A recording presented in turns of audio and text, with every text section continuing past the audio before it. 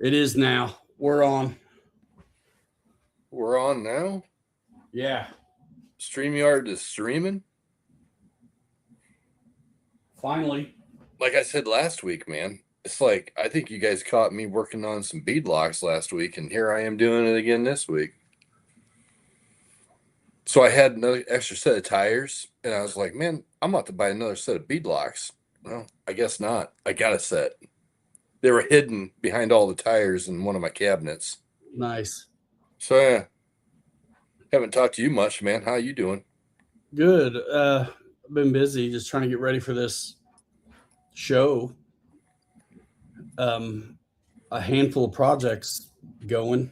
This show, or are you talking about Beat the Creek? Beat the creek, man. Beat the Creek, man. Tear it up. What up, Dad? What's happening? What's up, guys? Beat the Creek. Waiting for stuff to come in. Finally got my Bondo. So my wife beats me up for ordering stuff on Amazon. She's like, "You go through. Let me do it. I'll use my Prime account." I'm like, okay. Right. A week later, she's like, "What'd you want again?" I'm like, Bondo pays 2 weeks ago. That's what I want again. Nice. Bruh. Bondo pays 2 weeks ago. Stuff's showing up late. You know, I got a timeline here trying to get ready for the show. Right. And for those of you just tuning in, Carol Baskin will be here later. What? Special guest, Carol Baskin. You don't see the title of the show? I do now. The title of the show is low key an Easter egg of comedy every week. I don't know why, but it always dawns on me while I'm creating the stream. Carol Baskin. So I had a few options today for the title that came to mind. One was going to be LL told me to tell your girl he said hello. What? And the other one was going to be Alanis Morissette called. She said thanks. She said thank you. Dude, people are going to think we're doing some serious lines of crap off of tables, man. No, we don't do that because we are representatives of the hobby. We don't cuss. We don't carry on. We're drinking coffee. That's what I'm doing. That's what I always am doing. It's unfortunately Folgers in my cup, but that's okay. It is not the best part of waking up. Well, Wild Bill. It's not. CVO Hobo. What up? What's happening, guys? On the back table, KK says CG. What's that? What's he see back there lurking on the table? Looks like is it a Tahoe? Is he talking about that right there? I think so. Yeah, man. It's a Tahoe. A Tahoe. Aha. It is a Tahoe. So, yeah. I printed it out. Dude, two halves. It was one day and almost 4 hours for the front half. And the back half was just shy of 24 hours. I've had some kind of bigger prints lately. Not too bad, but I've been busy, brother. My machine has been running. I got about 2,000 hours on that machine. Looking good, man. It's got some work, man, I got to do on it, but I saw that close. Where'd those files come from? Where did we get those files? I want to say pretty sure they came off of Cults, I believe. But yeah, it's got, and when you print stuff, right, straight up and down, I had to on this to get it in 2 pieces. But there's some faceting or whatever you call it, Ryan, up here on the front. Not a lot, though. For the most part, this thing's pretty okay. That's the lines. I would call that the lines when it's got to overcome a radius, and we see that what looks like a topographical map. Yeah. And the facets are when you got a curve that's squared off. Like your bug facets. Oh yeah, so these, yeah. It's the lines, right? Like concentric circles. Yeah, there's some up front, right above the bumper here. But for the most part, it's not bad. There's a little bit of the faceting, you call it, here on the mirrors. I saw that. And then there's a little bit, there's some work that's got to be done on the back end. Just because it was flat, you know. But that's what we're talking about when we talk about orientation. Like, depending on how you orient it, you get to determine where those issues are going to be. Yes, so it's like, sure. Where would you rather work? So here's a good example of that, where you can see it actually, because see these lines? Those are it. That's what he's talking about, actually. Yep. And so, yeah, Bondo filler. And I should have sanded first, but I filled first on this one. So it looks worse than it is, but it's always better if you start right. So yeah, for sure. Down first, you're better off. I just finally got the pace, so I wanted to get some going. So I'm making another F250, but this one's 10th scale. And that's why we do what we do with the filler. You can see what's going on here on the hood, and I'm making it go away. You'll get a little hiccup that creates a line all the way across it. Yeah. And if I were to have sanded it out first, you wouldn't see it now when we're looking at the Bondo. Right. And so to your point, Ryan, what I did was, I put this together. It was two pieces. The seam on this one is right at the between the front and the rear door. The seam is right at the door. Nice. So I got very little work to do on the seam itself. But I decided to just take and put a coat of filler primer on this thing. And I sanded on it, I think it was yesterday afternoon late, and before the rains came. And it, honestly, I'm tempted to take and put just a thin coat of paint on this soon, just to see what, just see what everything looks like at this point. What I do? I mean, just like the full scale guys, they do a guide coat.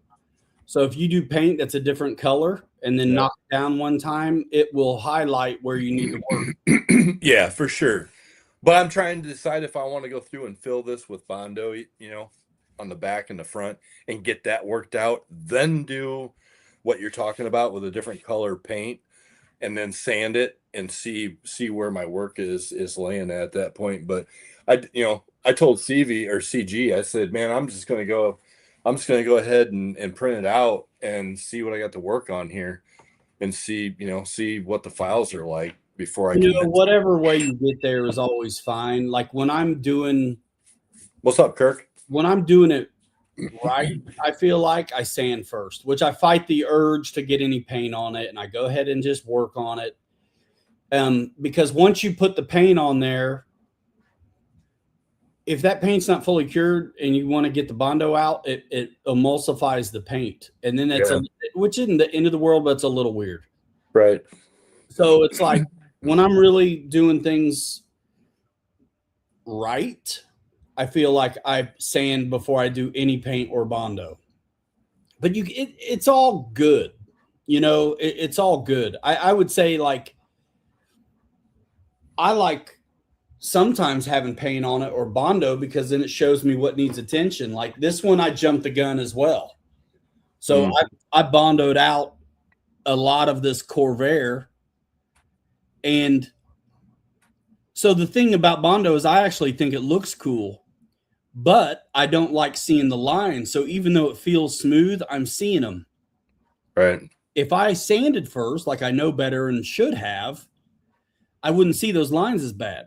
Right. And I could kind of live with it. But that's kind of what I'm up against. You see the lines and some of the. Oh, yeah. for lack of a better term. You know, when the file's not great, you get a lot of chatter, not only seams, but, you know, chatter, so to say.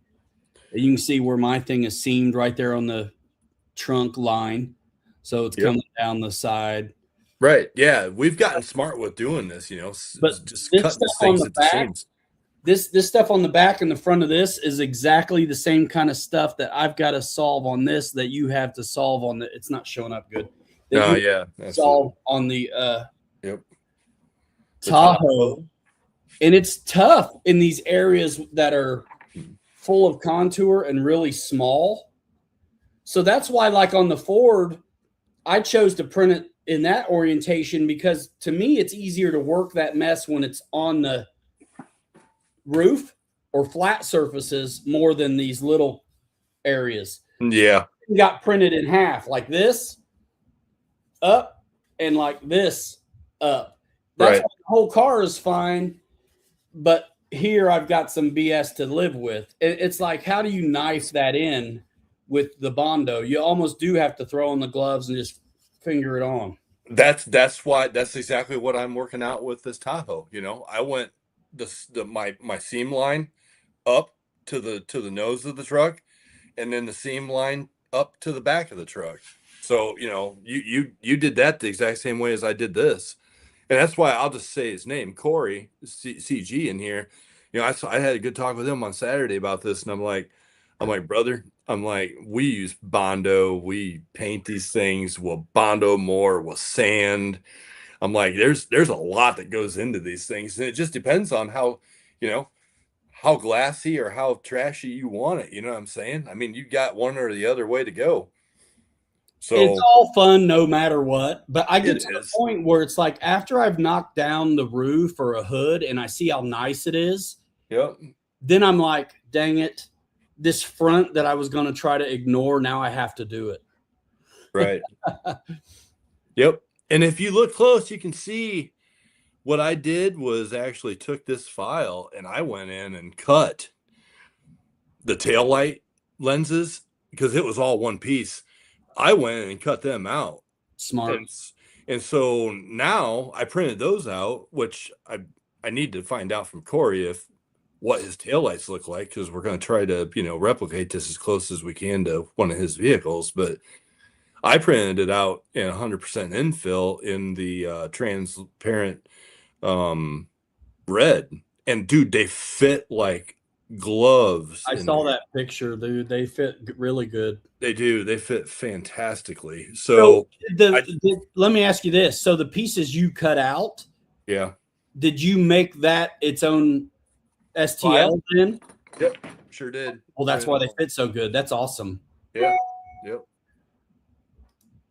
So I'm gonna go get those. I'll go get those taillight pieces. I know they're laying upstairs in my other. I got some more to show. Yeah. Go get them. I'll be back in 2 shakes of a lamb's tail.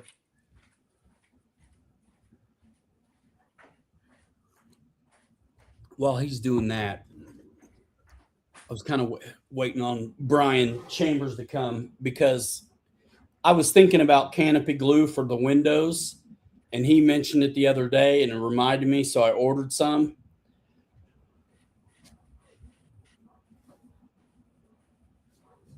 So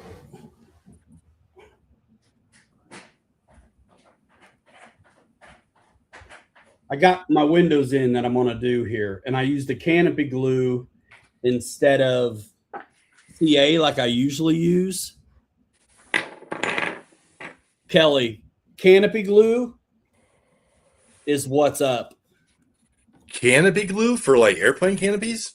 Yeah, because it flows like Elmer's. It's white. You can actually see it, but it dries clear. And it withstands 150 mile an hour. Well, I don't know about that, but well, if it's canopy glue, then it's good stuff.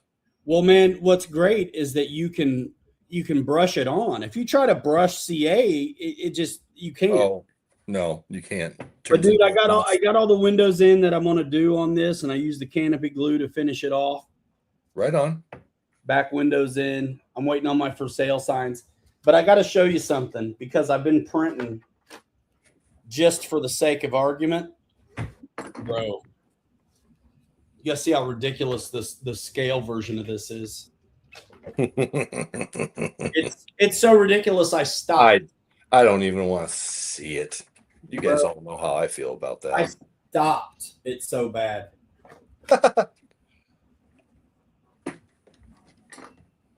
There, guys. Look at that. I mean, those fit so good in there. They do. I mean, like snug. Like the fit is absolutely perfect.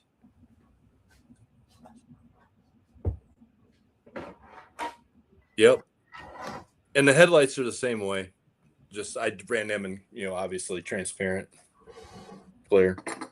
All right, so check out how crazy this is. Yeah, let's go back to you because Holly, I So can't. I threw some regular old 475s on here just because I had to have something try to fill this up, dude. Oh my Lanta! It's ridiculous. Where's Carol at? We can't handle this. This is horrible. It's nuts, man. That's why I stopped. I'm not going to do the tailgate. No. Don't waste your filament on that.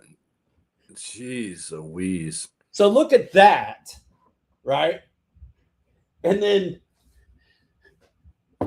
then suss this one out. Like I'm so glad I changed it. I'm so glad I changed it because I can rock this. But that other one is so nuts, bro. That's crazy. So, that's nuts. Sorry, but anybody who decides they're going to print that out and put that on a 10 scale like that, there's something wrong with them. The more trash you talk, the more I'm going to do it. So, but yeah, that's ridiculous. And dude, it's right on the wheelbase. So that's what it would. This is what the cab would be if I did it right. That's crazy, Corey. That's awesome. I'm glad that those taillights are basically what yours are. Perfect. So I built another 10 III since I saw you guys last. Of course you did. And that's what's going to be underneath the Corvair and the Ford truck. I'm trying to make them, I think, be the same. You want to see it finished? Do it. Well, shoot, man. I did that one. I don't know if I want to waste it on a, maybe after we get back from the show, I'll go for it. But so here's the thing, Corey, if you want him to finish it, you're going to have to buy it. That's a good answer. How's that for an answer? Jeez. That works. That works. I kind of want to see it too, but it's like, man, it's so crazy. That body probably, I'm squaring that up and sizing it up just off of the computer screen. That body probably fit really good on my Creighton, my K8. I mean, it would be nice just to like make one and see what it can take. Like, just know you're going to trash it. Trash it and thrash it, man. I'm looking for a driver. So the Corvair is looking pretty good right now. And I got about everything printed off I need for the Ford. Seats. Right now I'm printing off a driver for the IJ. I changed out that back piece and I got that radiator in now. And so the IJ is basically attached on the 6. Oh, sweet. What part did you print out? The radiator? No, I had that. I installed it. I printed out a spacer, remember, to get it lower. Because I'm at 163. Okay. Yeah, I do remember. I printed out a spacer, put it in there, swapped out that back piece, and now I'm printing off a big driver for it. That's what I'm printing off. Just go to Meijer and buy a Barbie doll and be done with it. Dude, these drivers I use look too good. Dude, I every already time, have the file, bro. every time I come walking in the door, I've got like 3 Kens right now and 1 Barbie strolling around upstairs. I'm sorry, I can't go buy Dude, those. they flip and change on the hourly or daily. My fiance keeps moving them. I'm like, what? Why is Barbie? Why is she driving? She's like, well, why can't a woman drive? I'm like, I'm not saying anything about that, but I'm like, you keep moving my dolls around. Come on. Ken on the bin. So, yeah, bro, I've used those drivers in about everything, and they look fantastic because they're made to be sitting down. The arms, and you can turn his head, his arms articulate. Right. I mean, hello. Yeah, I don't know. I get tired of like having to think about printing those. And I actually, The Barbies just look so stiff. nah, I got a couple of them that are pretty well. They're pretty well. What's the word I'm looking for? Flexible. I got some flexible Barbies over here. How you like that? Uh-huh. No comment. No comment because I disagree. But that's Until cool. If I didn't have the drivers, I'd buy something probably. yeah. Kirk's got something different in his, like a GI Joe or something. I don't know. Yeah, Joe looks dope. Yeah, and he actually kind of shocked me on Saturday when we went out. He had the dude's helmet hanging from the roll cage. Did you see that in my video? Yeah, yeah. I was like, that's pretty cool. So these are Patagonias and they're 419s instead of 475s. And they look pretty good underneath the Ford and the Corvair here. I'm going to show you.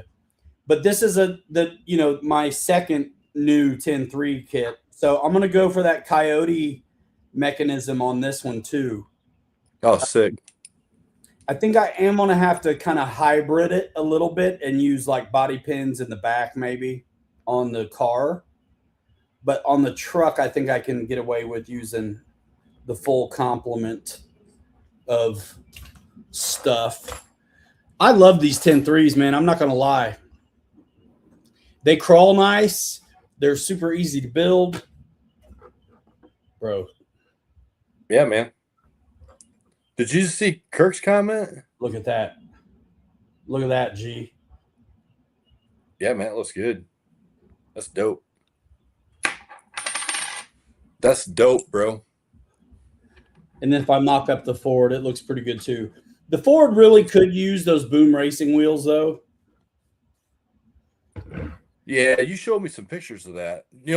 Those Boom Racing tires, I think I sent you one of Corey's Tahoe because I was looking at wheels and I'm like, this body, these pedestrian builds, they got to have like regular pedestrian style tires on them, like our Land Tahoe, especially. It's just like our Land Rovers. Yeah. And so I put a set of those Boom tires on there, and they're 365s or something. I think they're 398s or 385s. Whatever they were. And so then I started looking at RC four-wheel drive because he was showing me pictures of his truck, and I found some rims on, I forget if it was Red Cat or somewhere, and I sent them to him. They're pretty close to what his are. And then I found like RC four-wheel drive.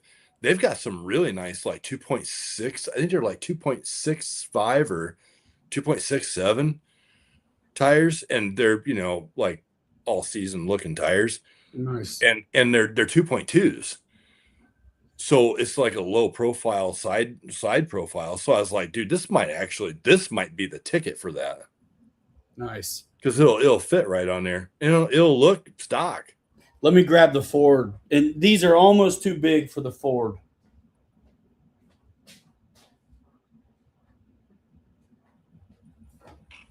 Almost.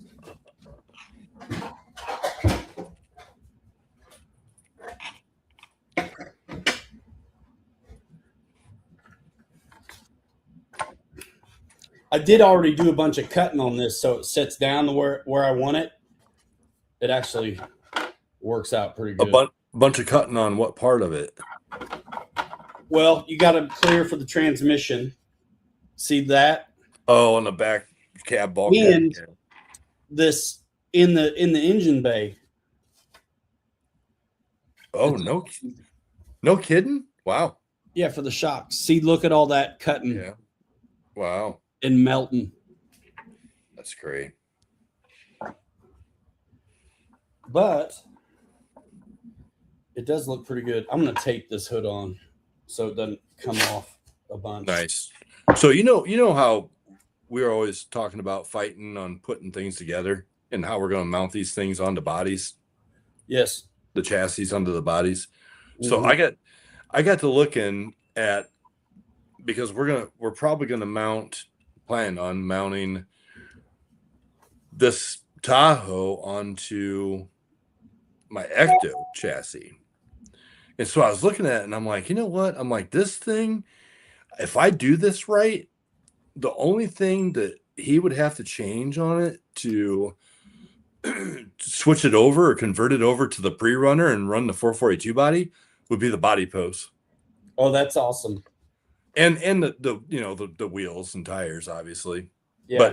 But yeah, right now the way it sits, that's where I'm at, man. And I'm like, dude, this is dope, man, to be able to do this, 100%. I mean, I knocked out that FC 150 quick.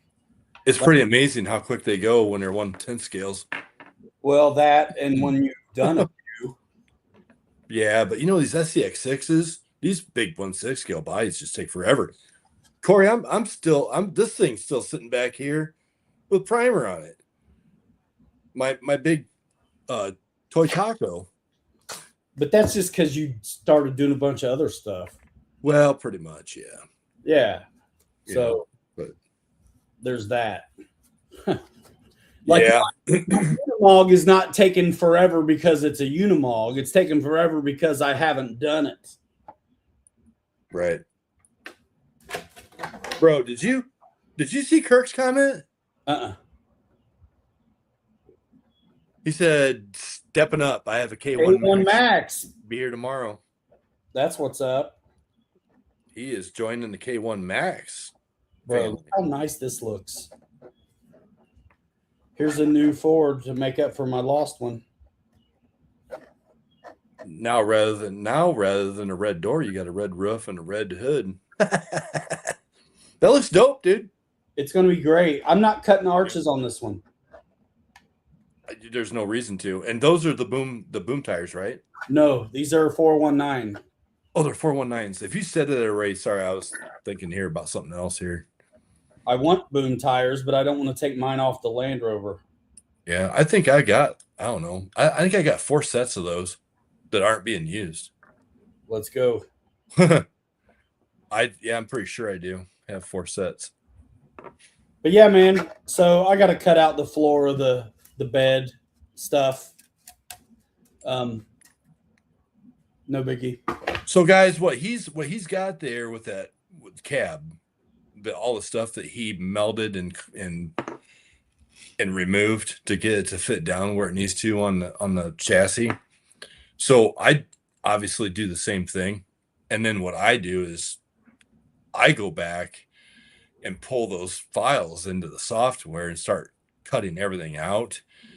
So that way, if I print another one, then everything is all, everything's legit, smooth, clean for all those cutouts. So that I need to borrow that, Ryan, before you finish that.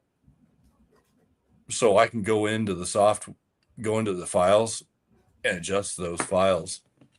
Well, here's the deal. If you're printing a big one, it's not going to matter because you're going to slice it up different. Well, but I mean, just so we've got it for the 1/10, 1/10 scale, at least for the SCX or for the 10 3s, right? Yeah. Heck yeah. A little bit of cut, and melt, and you're done. Cut, melt, send. The nice thing about the thing is instead of making it weaker where you cut it, you can melt it together where you weakened it and make it stronger. I love my soldering iron. It's got the hot tip on it. That's like a screwdriver blade. Yeah. Because I mean, you just go right down in. It's like a hot knife, and it cuts it, and it cuts it pretty nice. That's what I did. I mean, there's notches on it, so it fits just over the shock towers and just bumped out for the shocks themselves. So, I mean, it is where it is, which is kind of nice. Yeah. I got to figure out my dashboard with the bar in it so I can use the Coyote mechanism on this. Because my goal now with these new 10.3s is if they're coming with this hardware for mounting, I'm going to try to use it. Right. And this one's getting a red door too. I don't care. But I printed different files. You know, this is the same F-250, but I chose different files to print. I wanted to print the hood separate on this one. I'm trying to get extra strength in the front now with the tubs. Yeah, man. Corey was wanting to see this up a little closer. This one here is done obviously identical to my big SCX6 Blazer. Or, yeah.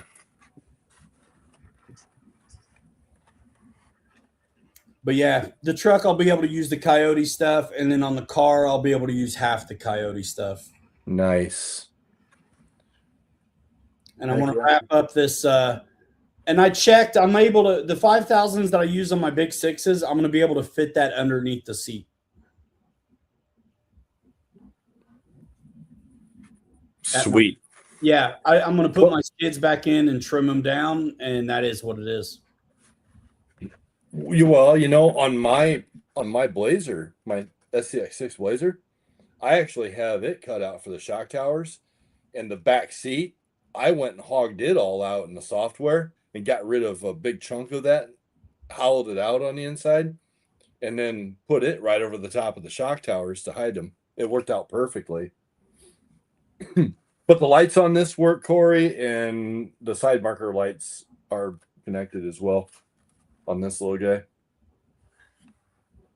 Yep.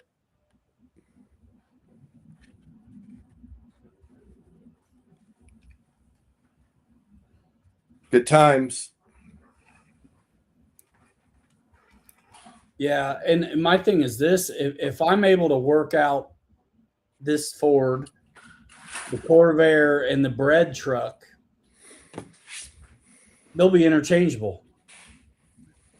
So the bread truck has a reef servo in it, which is a little overkill for what that truck is. So to have another, like the Corvair body, if I can throw that one on there, that'll be great.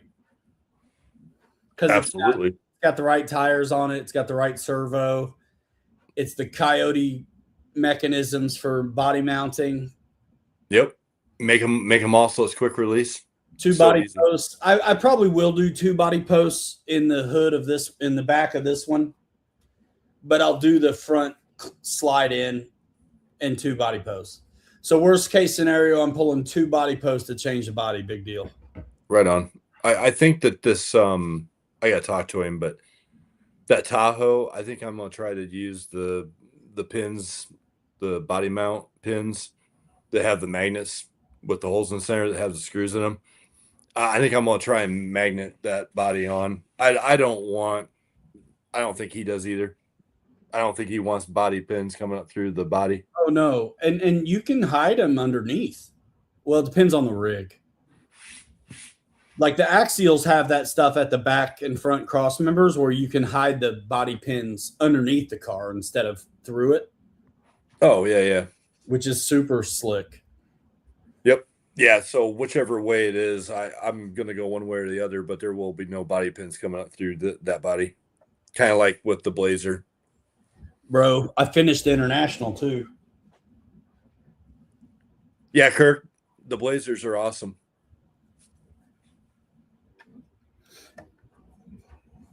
Man, no wonder why I haven't heard from you, man. You've been dialed in, working your tail off. I've been going crazy. Bro, the Ford looks awesome though, dude. It's hard to see it because it's white. But I got this thing. I mean, I'm not going to have an interior by the show, but I got my decal on there and I masked off my stripe. I silvered out the grill and the bumpers. Is there, what's the deal with the headlights? There's headlights in there. Oh, there are? Oh, it looked like there's nothing there. It's Lexan that's been fogged over with satin. Gotcha. There's lights installed. But yeah, I silvered out the bumpers. I airbrushed them. I silvered the bumper and the grill. And of course, the sun is killing this. But dude, you can tell I knocked the shine off of this body, which I like. I was going to say, of course you do. And then I painted that back bumper as well and the Vanquish plate. Looks good. Yeah, I like it. I would like to get the interior done, but I don't think it's going to happen before the show. I'm surprised. Did you even think about slicing and dicing that file on the back of our Scouts and somehow inlaying that in on the back of that truck? I mean, I thought about it, but it is part of the mechanism that retains the pin to hold the body on. So there's bolt together bits. Oh, on that one. Okay, gotcha. So I'm not, if I knew how to do what I wanted to know how to do in CAD, I would have done it already. But I don't, because I've got to have bosses and holes that match absolutely perfectly so I can mount the interior side of that to that plate because it sandwiches it there. Gotcha. And that's what retains the pin that comes through the inner fenders to hold the whole body on. So you would have had to basically do the same thing that I did with the file for the IJ when I made the template. Is I brought that file in and then I just brought, Except I don't have a file to start with. You know what I mean? It's just a part. I'd have to scan it and then go to town. And I can't do that either.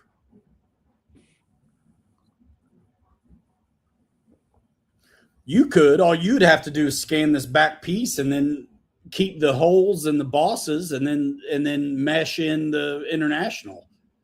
Right. Scaled to size. Right. Bring it all together. Yep. And somebody'd buy that. No, I mean, legit, like for that it doesn't exist. I even mentioned it on one of Josh's live streams with Night Customs. I was like, dude, international tailgate. Bro, why wouldn't you? It's an international, man. Well, right. Exactly. Do the tailgate and the grill. Yep. And get off the island, Gilligan. I ordered some new tires, and because I do that, I'm nuts about tires, bro. I got I'm the same way, bro.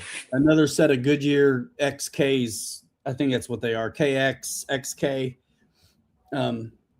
The same tires that are on my CJ right now. I've got an extra set coming that I'm going to put on these Trials. Those are pretty heavy, aren't they? Those Trials? Yeah. Yeah. And you're putting those on the Vanquish? I think I will. Hey, have you done any more research on that bump steering that you were talking about? No, I mean, other than to just compress it, and when you're full squish, they're fine. But sitting there at rest, it's not. So it's going to be hard for y'all to tell. But my driver's left tire on the front sticks out that way more than the one on the right. And you can't hardly tell because the sun is ridiculous right now here. You can kind of tell. I can tell. All right, so look how far out that's sticking, right? Oh, now, wow. Now it's perfect. Yep. So you can see it sliding sideways when you pull up on it. And so my idea is you can take that out a little bit with the way you spin in or out the links. So it's like, to me, what do? Split the difference? I mean, it's not going to be full squished all the time, hardly ever. So I would almost rather it ride correctly. Right. Because if it's full squish or whatever, how are you going to even tell anyway? It's when it's riding that you see it. Right. And yeah, you'll never be full squish. That's what I mean. And so the Axial manuals to the millimeter tell you how to set the links up. The Vanquish manual doesn't. So if they're supposed to be a certain kind of way, I didn't know. No one told me. I just did what the book said, which was maybe nothing. I'm coming up to your level. So I think I can tweak that. You know what I'm saying? I can. Yep. Because right now the links are full tight, no threads. And if I open up the threads on the drag link and the steering link, I can shove that axle over the way I want it to go. Yep. So that's probably what I'll do. Might as well. I mean, you're right. You're never full squish on both tires. You're never going to collapse that. I would rather it look right sitting there. Exactly. Yep. Agreed. Yep. Absolutely. Now the back's perfect. And at first I was thinking, did I screw up? I mean, and then I'm like, no, it's a kit. The Lexan's already cut. Like, I couldn't have screwed this up. But I drove it the other day at my house, and it's nice. And I think it deserves to maybe trill heavier wheels. Either that or the optic, either one. Either one. I got to tell you, though, after building so many kits, I feel like for a guy who hadn't done this very long, I've built a ton of kits. Well, how many have you done now? 10, 12? More? Probably at least 10.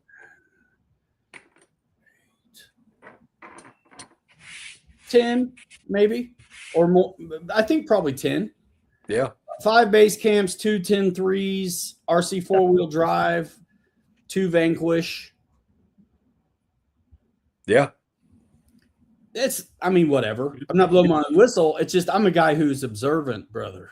Right. And I got to tell you, smoothness, the sound of operation, the 10 3s sit this way. When you full squish them, they're still that way. I really like the 10 3s, man. I am not going to lie. You throw a Fusion on that center. I like the 10 3s with the low center transmission better than the like CJ transmission. They're quiet. They're smooth. It's pretty low. Yeah. You know? And I mean, I really do like my Vanquish stuff, no doubt.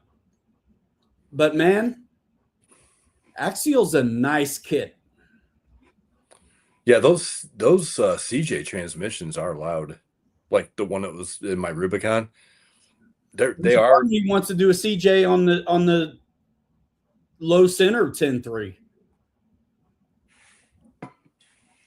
Like, just get a body and do it. I'll lose some of the interior, but like, okay. Yeah, to me, I actually really like the sound that comes out of the FMS. It sounds like yours sounds like it's got a sound system, bro. What? Yours is so loud. It's just got a loud buzzing noise to it. It sounds like it's actually got a motor in it. That's what like I'm a saying. motor, like a motor. No sound system, but yeah. But I mean, both of them are the same. That Scout, same way. I mean, they're both the same chassis. I don't think mine is as loud though. My FJ. Well, that's because yours is worn in well. You've done nothing but pull trailers and heavy stuff with yours. That could be. I actually had to tear apart my transfer case on the FJ. Yeah. And packed it full of grease because it was getting loud. I mean, packed it full. One transmission I can't stand the sound of, bro. Red Cat Gen 8. I can't stand it. It I don't must think be I've ever heard one. exactly because I never run mine. When I had one, I never hardly ran it. I couldn't stand it. Was that your Purple Scout? Yeah. Yeah. Yep. I don't know. I really think the FMS, the FJ40, or the, that chassis. I like the way it's put together. You and I both do. Oh, and I love how smooth it is. It's a smooth running chassis. It is the best kept secret if you want to leave spring scalar. And Yep. and I'm not even counting when I was talking about kits. I'm not counting how many times I've tore apart a Jimny completely to make it the way I wanted. That would be another 3 or 4 or 5 times. Bro, I will never forget when I tore my FJ40 down and I bought that leaf kit. I was so lost. You were too. I mean, when you did yours, bro, you were like, remember you called me, you're like, hey, what'd you do here? And I'm like, you gotta be careful because those things only go on one way. I screwed mine up. I put mine together and the one wheel was farther forward than the other one, and those leaves are directional. They're not symmetric is what it is. Well, yeah. So you'll either get one off opposite the other side, or even if you got them correctly aligned, depending on which ones you choose, your wheelbase may be too short or too long. Yep. How fun was that? And I had to tear it all apart and change it. Yeah, it was a good time. Well, and I remember talking to you about that because I managed to avoid that mistake because of that discussion. Yep. Dude, I'm thinking about bringing this one. Yeah. Yeah. Bro, it's dope. It's got a winch. It's got lights. It's got brushless. I got mine all loaded up to go be top heavy at B3. I got a driver in it. I decided I wasn't going to take it just because, Kirk and I are traveling together, and I want to take a couple of these bodies, see if I can offload them, the big 6 bodies. Yeah. And I don't want to we're going to be loaded to the gills as it is. I'm taking all kinds of stuff, man. I'm taking as much as I can fit. If somebody wants a 7-slot Michigan, they may end up getting one on leaf springs. Nice. Yeah, and I kind of, I want to bring my 3D printed stuff to kind of show off, but I got some RTRs that are ready to be beat on. My CJ, my Coyote, the LC80 is brushless now, and it's stupid fast. I got the IJ. I got some leafers, a couple 6s. I'm packing. I really like to run the Corvair there and maybe the Ford. Wow, you got some work to do there, bro. It's a week and a half away. I've been jamming, G. Jeez, I guess. I did that one by accident. You have been jamming, but man, that's a lot of work. That's a lot. Dude, it's a lot of body work in a week and a half. Hey, no bathroom remodel project. I'm jamming. Jeez. I'm printing right now legs and torso to see if I got the right size for this IJ. Legs and torso. The big IJ. I do. I was only going to take 1.6 chassis, but I think I am going to take number 1 Honcho chassis with this body on it. Why not? Yeah. Yeah, man. Might as well. This is my avatar body right here. I might take my little Land Rover. Just don't T-bone me with this one, okay?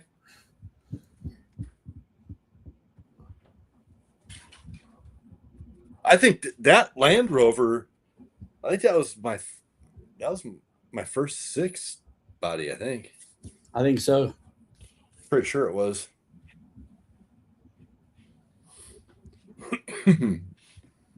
Heck Yep. yeah, Corey. Yeah, I do like that burnt orange, man. And it's a good color for a patina base coat too. Well, what is that called? That color? Orange. No. No. It is. Do I even have any more of it? Bro, I want that mint green you got. Bro, I've got it sitting right here on my bench, man. That and that crazy receiver, man, I gotta give to you. Yeah. I just remembered. I don't have any of it, but it's called terracotta, brother. Oh, yeah. Terracotta. I use that for rust color sometimes. I don't see anybody else on YouTube doing it like this. The printed level to the scale is amazing. Thanks, Corey. Yeah, man. We're having a good time over here with it, and these big 6 bodies, man, take up a lot of space, but man, they're fun to work out. Well, I think what we're doing is right there in the middle of functionality and fashion. Yep. So some guys will make a rig that's so good, so scale that they're never going to run it. You know? Yep. Or they're going to have to treat it really like very, very delicate. Yep. We're making these to run. Well, that good point to that is my Blazer, right? I mean, that thing's beautiful, but you take it out and breathe on it and it's going to fall apart. You know, it's not practical. It's a showpiece, it's a show truck, but to go out in the woods and actually beat the living tar out of it, you'll come back in little pieces. That's the old Blazer. Yeah, the ones I printed out, they're laying, you can just see them down here on the floor. There's a white one and a black one. I haven't done anything with them. I printed these out months ago thinking I was going to have these done and go to Beach Creek. There's no way. I just, with work and everything going on, I have not had a chance to even touch them. But we've got other things taking your time, man. The IJs. And, you know, one of these days I'm going to get to this thing and get it done. It's not your fault. My Tacoma. It does look good. Yeah, and I bought those RLR. That Blazer is a misnomer, though. I mean, it's a bit of an anomaly because it's just the way those files came together. Like, we've also had stuff. Now that you've done the modifications to the Blazer, I think you can definitely beat on it, unlike you could before. Oh, for sure. But some of these files have been okay basically right away. The Chevy 54, there's so much come together and key in and structure on that one. It's strong by default. Yeah. And my Ford wasn't too bad. Well, the Land Rovers are that way.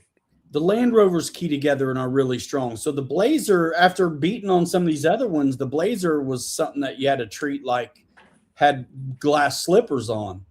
The only other Land Rover the other one sucks, but Kirk and I beat the living snot out of these pretty well, and they've done okay, but they're real thin. Is the Defender pickup truck? You know, this thing, the walls are just paper thin, and to put it together is kind of a real nightmare. But all in all, they're pretty fun trucks. That's where you skin the inside. Just print off some thin, you know. This would be one of those, Ryan, like what Matt over at Scale Builders doing with those. And yes, this is a Tacoma. With the Tundras that he's doing for the soccer league, you know, he's putting all that carbon fiber on the inside. That would help this truck immensely, or this body. Yeah, I'm looking. I'm probably going to try to look into one of those hot staple deals. Yeah, those hot, like, weird metal body deals. Yep, he uses that on those. I think doing now He instead of. uses, He used the carbon fiber on the first ones. I think he's getting away from it a little bit. he said there was something messed up with the file, like with the windshield, I think. There was something bizarre going on there with the windshield area that he had to work out. Yeah, Corey, this is a Tacoma. Yep. You know how you do windshields? Just like you did with the bread truck. What, painter's tape? In cardboard or whatever, and transfer.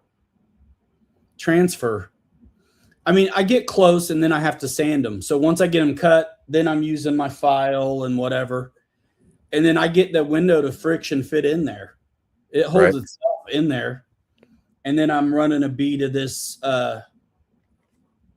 canopy glue now, bro. So much better than messing with CA. Dude, did you get that on Amazon? Horizon. Oh, okay. Zap canopy glue. Oh, okay. They probably got it on Amazon as well. But yeah, Kirk said, yeah, he glued his back together 3 times and it's still running fine. serious. Yep. I mean, I've knocked bumpers off things numerous times.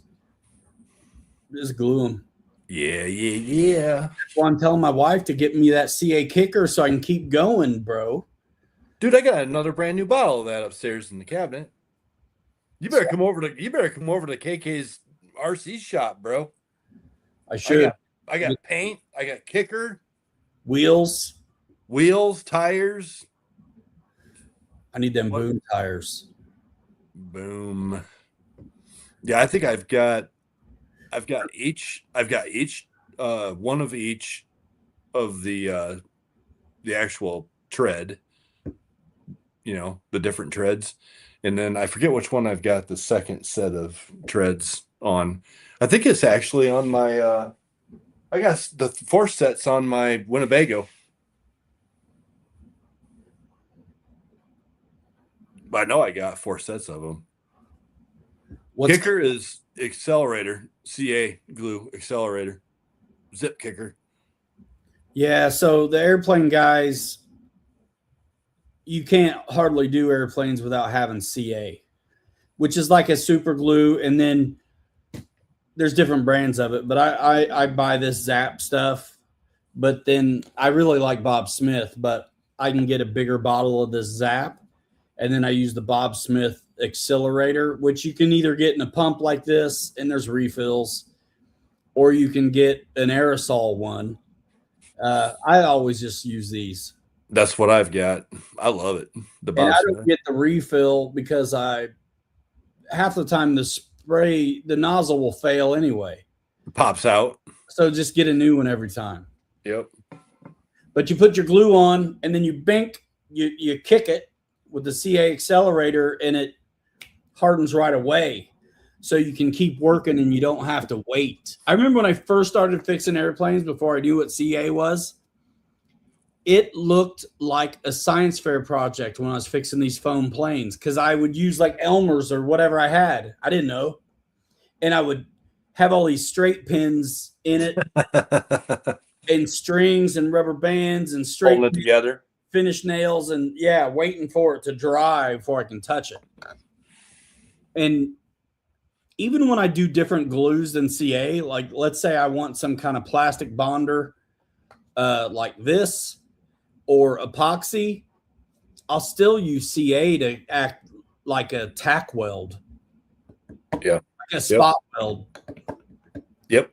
And then run the full deal. And hint. And big. Go ahead. I'll let you finish. What were you saying? No, I was going to tell everybody a little hint. If you cut yourself, you can use the CA to, bond that skin back together. Don't use the Bob Smith kicker. It burns like hell. Well, yeah. It makes your skin burn. It makes your skin smoke. Yeah, no, don't do the kicker. I did that once. It doesn't just burn; it continues to burn until the chemical reaction is done. Bro, it was like I was bleeding pretty good, and I got to glue this together, and I'm not gonna hold this. I'm just gonna zip kick this. Yeah, it zip kicked my ass, is what it did. I also, when I'm gluing these joints together on these prints, I will run a file on the joints before I glue it. And a lot of times I'll knock down the hard corner like somebody would chamfer if they were going to do welds with metal. And so there's more surface area for the glue to do its job. Right on. You got to keep in mind, once you glue this thing, you're basically going to sand most of it off. Yep. So it's only what's in between there, if you could get some in between there. Yep. So I'll chamfer. I'll run that file on those hard 90-degree corners, and then run the bead of glue and then file it off. Nice. Yeah, I don't know as if I've ever filed the glue off like what you're doing, but I haven't really built anything recently other than the Tacoma, and now this, this Tahoe, that I probably will try that, on. I got some small jewelers files. So actually a bunch of different ones. You've got to do some kind of work on the print anyway. So the filing isn't any harm. Right. Because you're knocking down lines and stuff anyway. Right. And, ideally you would just glue from the inside. But what happens when you glue from the inside? Then the outside is way out of line. So what matters most is the outside. So that's what I'm looking at. Right. And that's what I'll tack glue. Mm-hmm. I'll tack it, get it good, and then I'll glue the craziness out of the where it doesn't show. Yep. But I'll still run a bead on. So I got glue on both sides, and then a lot of times I'll run that surgical tape stuff on the inside as well. Yeah.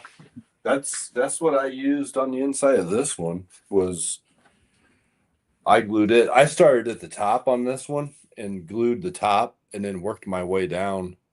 But you probably can't really see it, but I got surgical tape, a line in there on the top, and then I've got it. There's a rib right here where it went together. And so I just wrapped the surgical tape over the top of that rib where that seam's at, and then glued that in. So it's really pretty stout. This one is. Sometimes I'll run the tape over the seam, and then I'll put another piece of tape on one side and another piece of tape on the other side, but still on the tape, and create this valley where the seam is, and let that fill. Let it fill in. I'll glue it all, but it's like it's going to hang out thicker there. Yep. Yeah, and then you go back and file it off, smooth it off. Well, if it's with the tape, you're not doing any of that. It just gets to stay. True. Right. But on the outside, yeah. Yeah, this one here is gonna. It's weird because the seam on the door on this one, where I seamed it out at, you can kind of see it. The door seam comes up, and then it actually the actual seam to the door kind of rides forward a little bit. And of course, I'm straight, so I'm actually gonna have to. I'm about to fill this seam above this ridge line on the body right up in here. I'm about to fill this seam and sand that out. And I'll have to do this. I'll have to just continue across the top and back down the other side. But that's the only seam on this truck that I have to fill. That's the right place to put it.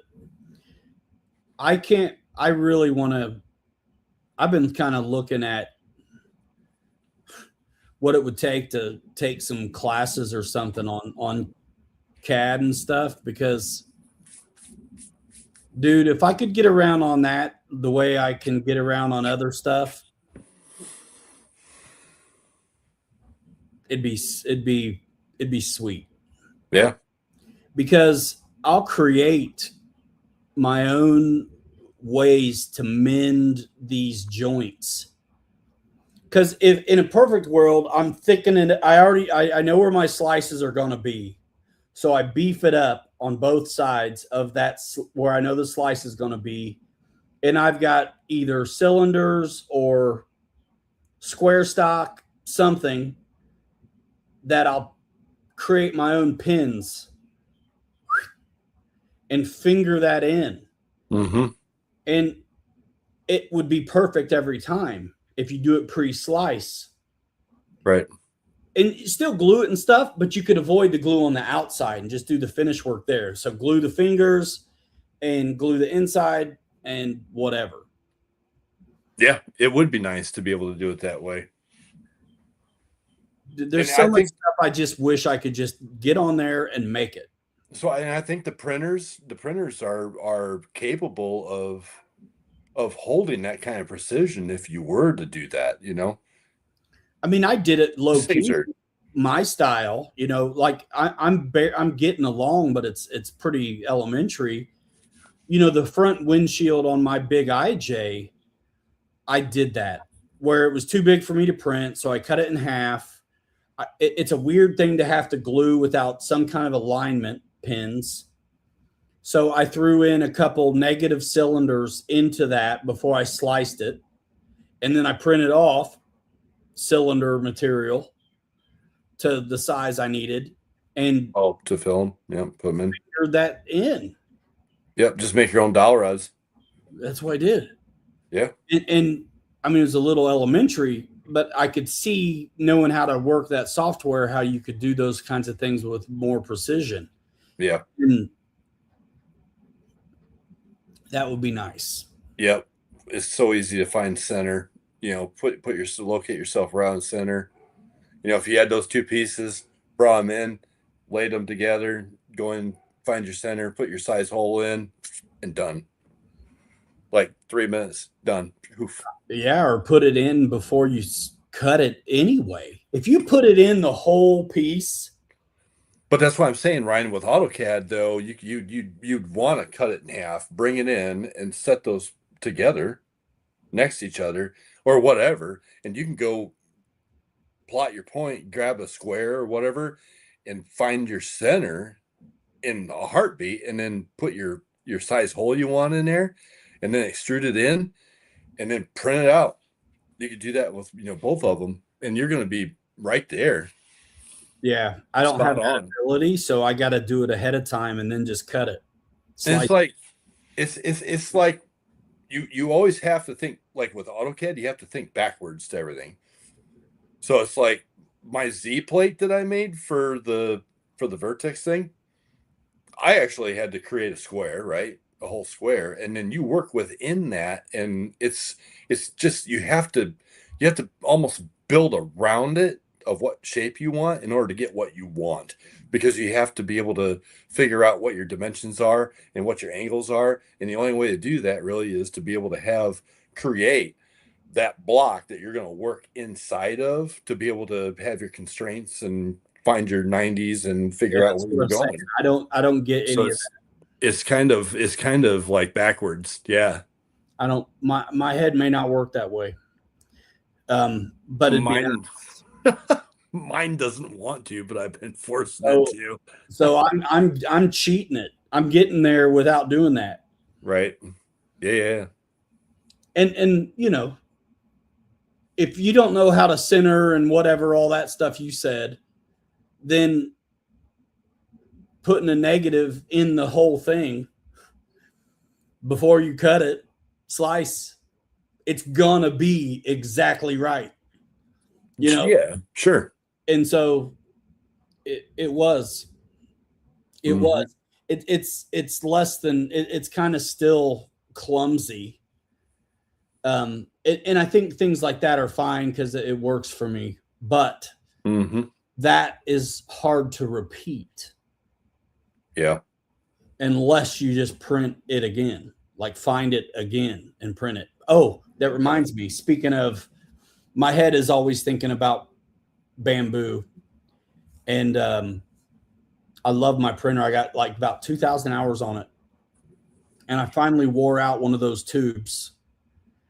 And I had a piece of filament stuck in the AMS the other day that wouldn't let me do anything because it wouldn't unload to get out of the way. So the other three, because I'm thinking, well, I'll just use one of the other three spots and I'll fix that when I can. Nope. It wouldn't get out of the way so I could do anything. So while I had it apart fixing that, which I went to the Bamboo Wiki and it's like a mile long of like FAQ. I'm like, forget it. So I just Googled what I was looking for and watched a dude did a 2-minute short on vertical and learned how to do what I needed to do, which was completely take the AMS apart and unhook it and everything.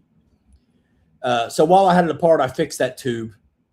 So I'm like 100%, dude. Nice. It's like a brand new Bamboo, dude. It's got 2,000 hours on it. But my only complaint about Bamboo is if you're not the right guy, you're going to give up because you'll do things right and wonder why it's not working. And why it's not working is because they always are pushing updates. And so you have to be willing to do them. That's the only caveat with that stuff is you're going to, if you wait a week before in between printing, you're going to have to update it. And it's not hard because it prompts you to say yes, but you're inclined to ignore it and just skip it. And then you'll go through the whole process and wonder why it won't send it to the printer because it wants you to update it. Damn, that's wild. Yeah, because I don't hardly ever do any updates on the Creality stuff. Does it prompt you to ever? Yeah, it will, but I hardly ever see updates. That's the caveat. That's my only drawback. And like I've said before, to me, I've never messed with Bamboo, but from what I've heard from what you've talked about, Bamboo is a lot like Apple. Like their stuff is all pre-mixed, preset, pre-ready, pre-go. It's a pull out of the box and roll. Where the Crealities and some of the the Anycubes and some of these other ones are more like, it's more like an Android phone. You actually got to it forces you to drive it, and figure out what you want to do. So, I would love to have one of the big Bamboo printers, but I think I know what my next printer is going to be, and it's not going to be a K2 Max. I wouldn't do updates unless I had to. Right. if and I'm that way with my RC technology too. If it's working, I really am not wanting to mess with it. Right. But with the Bamboo stuff, all the time, I have to do an update. Yeah. And it's only because it doesn't seem to want to let you move on unless you do. If you're getting along without doing it, flapping, then let it roll. I'm only saying it just to bring it to anybody who's shopping attention. It's the only thing that I'd count as a con against it. That's it. Dude, Creality, bro, I just saw it for the first time last night, and I was like, you know what? I've never seen this one before, this model, but it's an Ender 5 Max. And it is the print on it is 400 all the way around. 400. That's nice. And you know what? It's cheaper than what the K1 Max is. It's like $7, bro.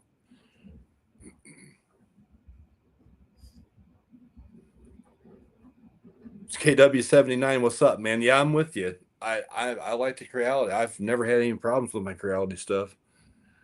I mean, nobody has with the Bamboo stuff either, but it just seems like Bamboo's a little more plug and play type thing.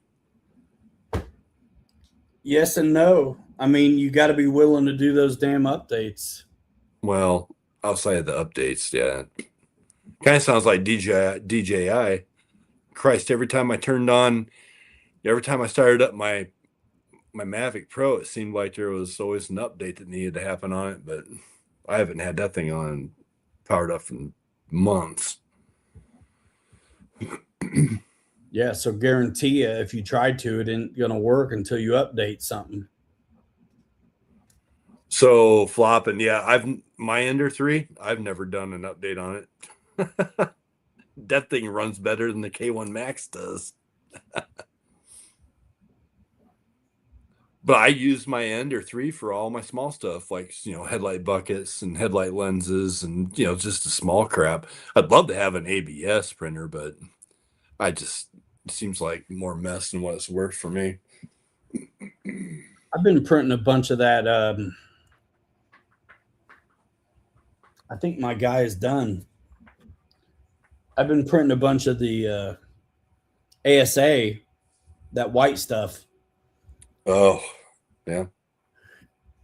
I like PLA. I think it's tougher. I think that the ASA, and I got some Black Pet G as well. I think that stuff is a little more brittle. I like the way it finishes, but I like the strength of the PLA. I've always really enjoyed using the PLA. It's always been my go-to. I like it. And I stand corrected, not ABS. I meant resin. I would love to have a resin printer, but the mess that comes with it, I'm just not into. Yeah, I don't want anything to do with that mess. Yeah. It'd be great for small stuff, though, man.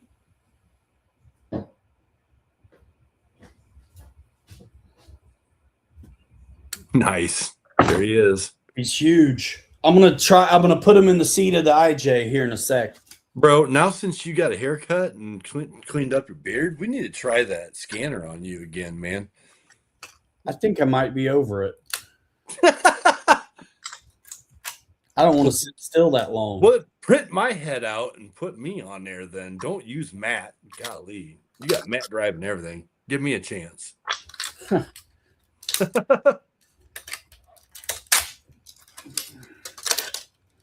I tell you what, though, with the ASA, the supports break free. Awesome.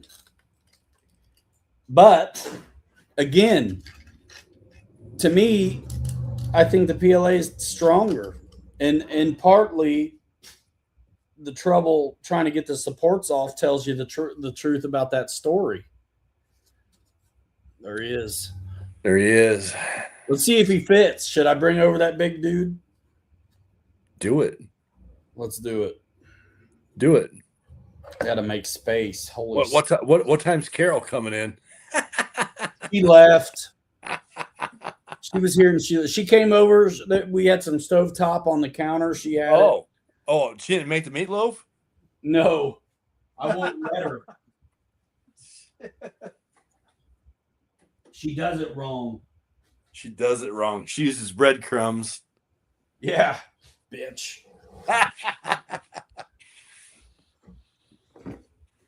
Nice. Flapping lips. I got except for the interior, I got this one whipped.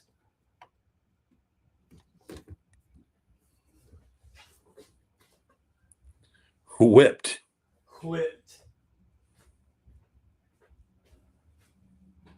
I think I'm going to be able to use the old stock Wrangler bumper on the back of the IJ.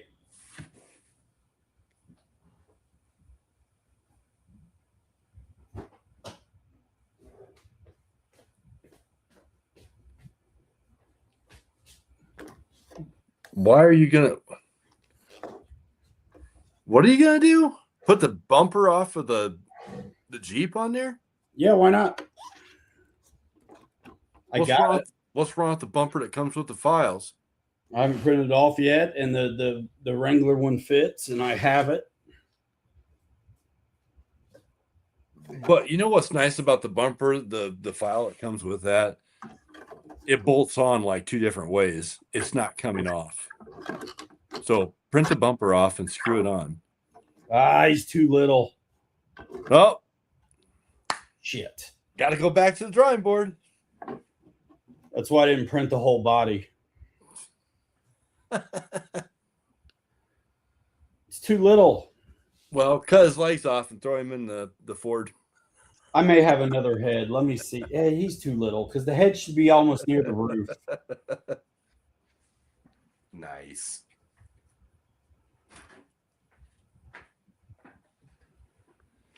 But yeah, dude. There's me, bro. Look, there's me. Nice. There's some more random dudes at Night Customs now too. You know, I should sell myself on You Imagine now since I figured out how to do that. Yeah, man. The Origin? Oh yeah, dude. The Porigin. So is that thing locked on now? It's locked in on the front, but I haven't done the back yet. And you're going to use the bolts? I may do the hinges. I may not. It depends on what bumper I do. But I think if I do the axial bumper, then I'm going to do hidden body posts. I got the clip in the front still, but I'll do the body posts in the back. Then I just pull the body posts, lift the whole thing off, keyed in just like I do my other ones, where I use that mechanism, but I don't really use it, and I keep it tighter, a little tighter.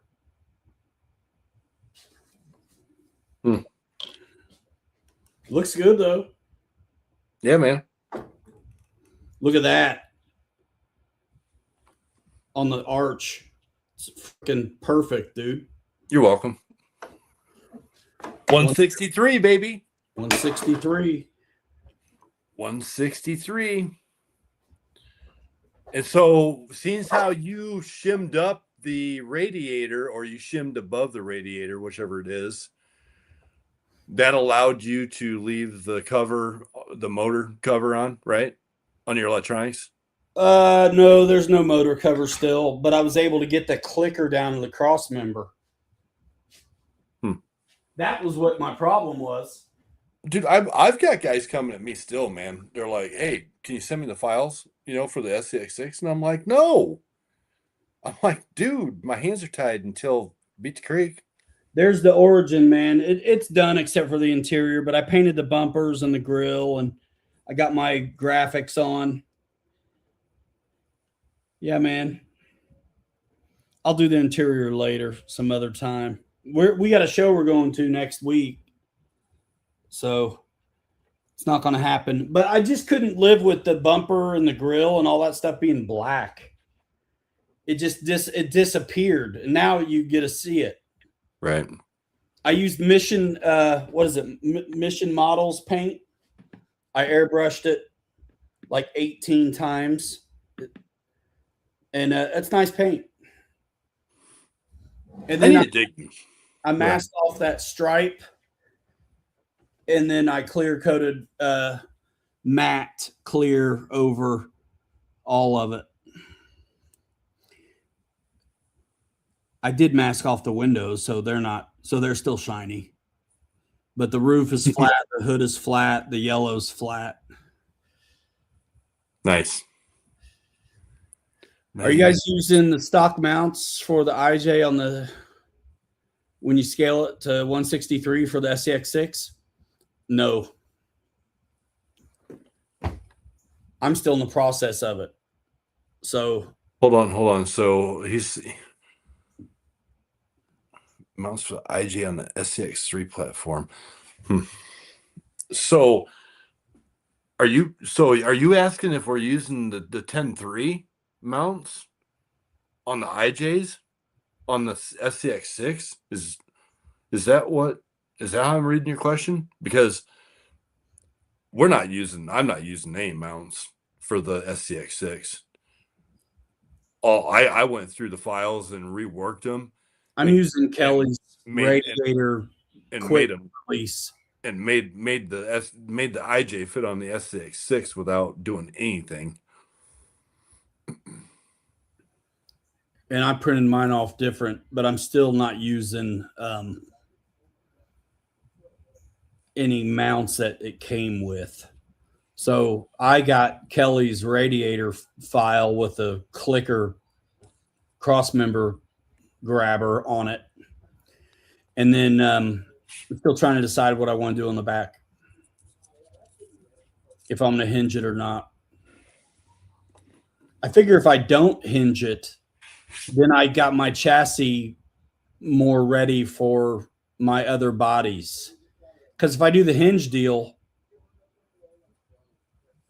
that's unique to the IJ. If I figure out, if I do what I always do on the back side, then I'm just like I was before.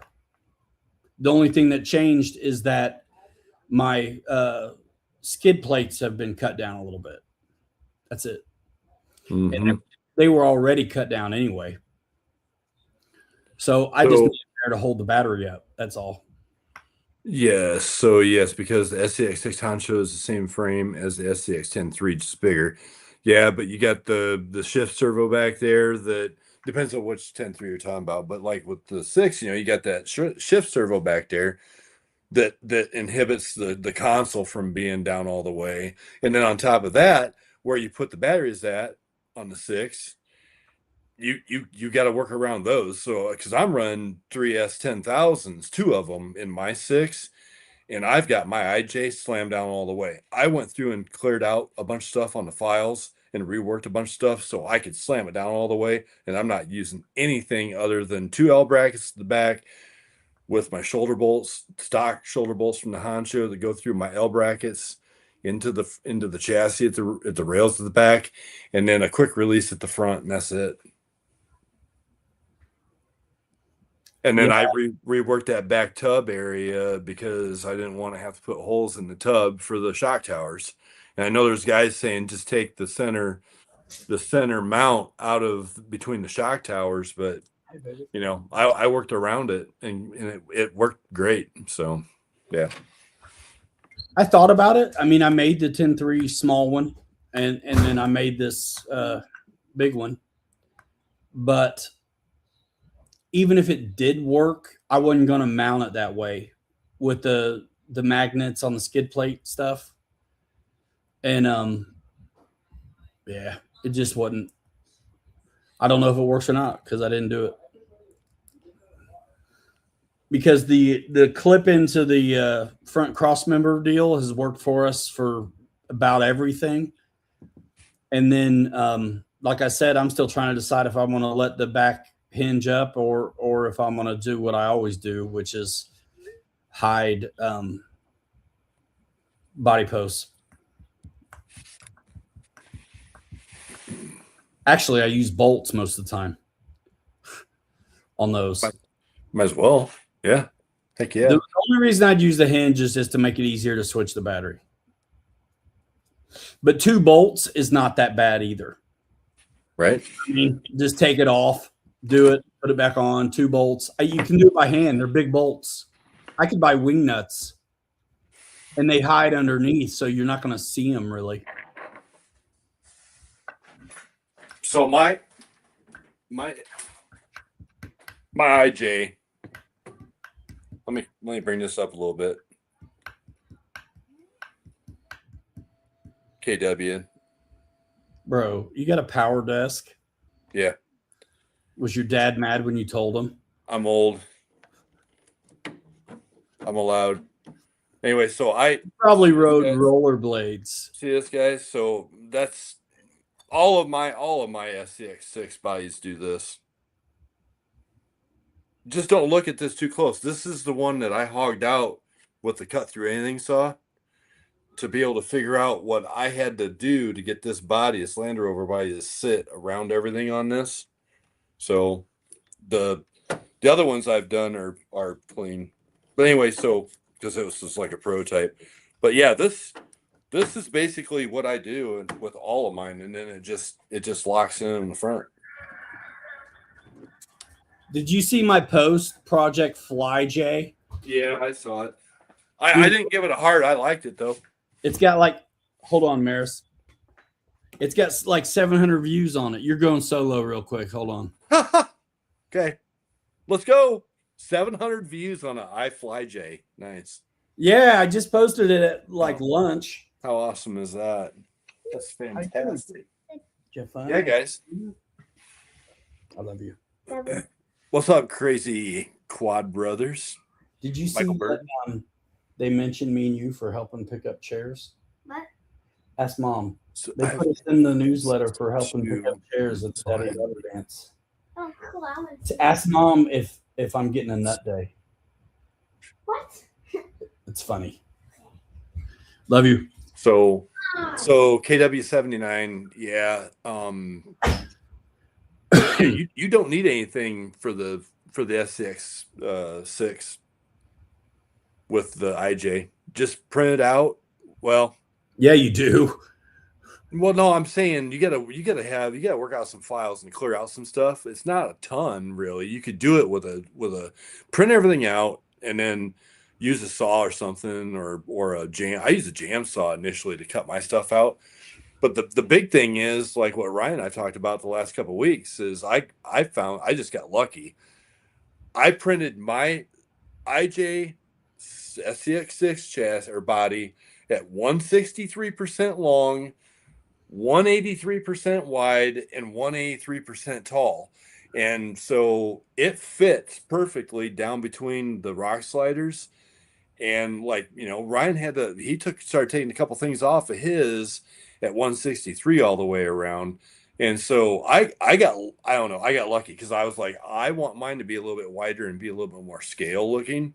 And it was just a happy accident. But you have to be very careful, guys, if you're going to do that, because make sure you get your orientation right on all your parts, and print it out that way. 163 long, 183 tall, 183 wide. You want to take anything off your 6.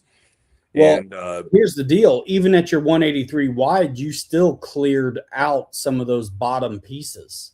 Well, I had to because I'm running 3S 10,000 packs, right? That's the only reason why, because I'm running such big, packs. Yeah. So that's the only reason why I had to. Here's my advice. If he's got the 10.3 conversion kit files, take a look at the file for the regular IJ floor that the seats bolt to, and then take a look at the file for the 10.3 that the seats bolt to. One has a whole bunch of gobbledygook hanging off the bottom that's going to be problems for you on the 6. The other one doesn't. The 10.3 one is just flat, where the other one has some extra contour. So maybe the 10.3 floor that the seats bolt to, yeah, whatever you decide to scale your big IJ, I would probably use that one instead of wasting your time on the other one. True. Good My point. 163 is tight. And I've got the cut up bits that he used to make room for his battery. It's tight. And the front fenders. Hang on. Didn't you cut out the front fenders too? Yeah, I did a little bit of work up front on those left and right inner fenders. I used those files. And so he made those files for his 183. So they were still tight for me, but they work. There's my back tub, guys. So that's what I did to hide the shocks. So I didn't have to cut anything out. Yep. And I mean, when he makes it, he sends it to me. So that's what I got in mind too. I don't know. And then also the bottom of that file is cleared out for the chassis rails as well. So this is looking at the bottom of it, and so what I did is I printed everything out straight off the files, and where the silver X's are at is underneath the seats. I took and shaved those off. Hang on. I shaved those off so they were smooth, and that's why Ryan's saying check your 10.3 files, because they're not there. They're not there at all on the 10.3. Right. So yeah, you wouldn't have to do that. And then over on the sides, you can see my other silver Sharpie marks. And I went in and got rid of that leg that comes over and kind of 45s up towards the inside of the truck. I got rid of that completely because that's where my my 3S 10,000 pack sit.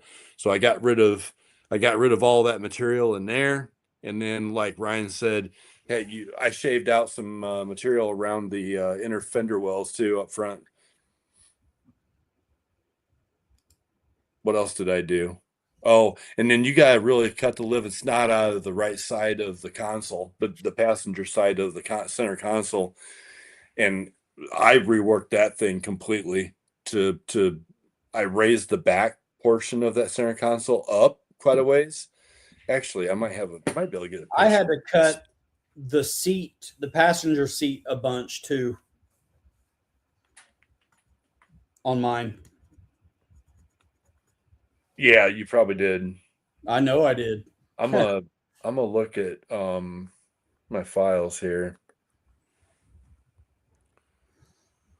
Yeah, I don't know what I'm going to end up on with this. This is either going to run on Treps or BFGs.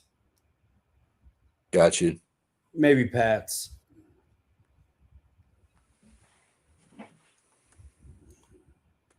I like this thing. Dude, if the wheelbase was right, the Corvair would totally ride on this, but it's not right. Oh, yeah. Dude, it looks so cool with the cage work in it. Bro, check it. Hang on a second. It's just not right at the back. Otherwise, I would rock this all day. Dude. Give me a second. I'm airdropping something to myself. I love the looks of Bondo on stuff. I really do. Dude, it's great. Traps. Be watching next week, guys. There's going to be a fun video I put out. And click the dang link. Click the link. No, the dang link. Ding-a-ling link? The ding-a-ling link? Bro, this thing's fast. The Fly J.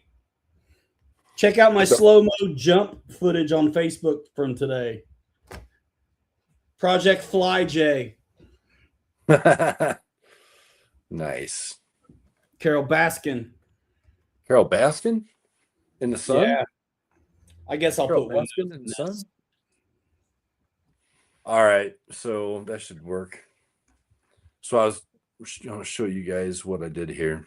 One thing about the 10.3 conversion files, though, for the IJ, just for the dude that was talking about scaling them up for the 6, a lot of the files for the 10.3 conversion are this front plate business to hold your battery and everything. That's not going to work for you anyway on the 6 because of where stuff is. So I would say the only thing to explore with the 10.3 conversion on the 6 would be maybe the skids, for sure the floor for the seats. But yeah, your console's already not going to work. I got to do the tight still. I'm hearing a ton of people out there that are having issues with the files, whether it's for the optic or if it's the the 10.3 or whatever for the conversion files for the IJ. So damn it, there's my center console and what I kind of had to do to what I did. I want that. So that, and then that's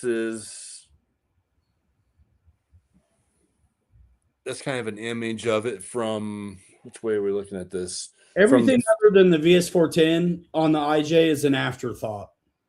But so many different iterations of Axial 10 3s and 2s that I'm not surprised some of it doesn't work.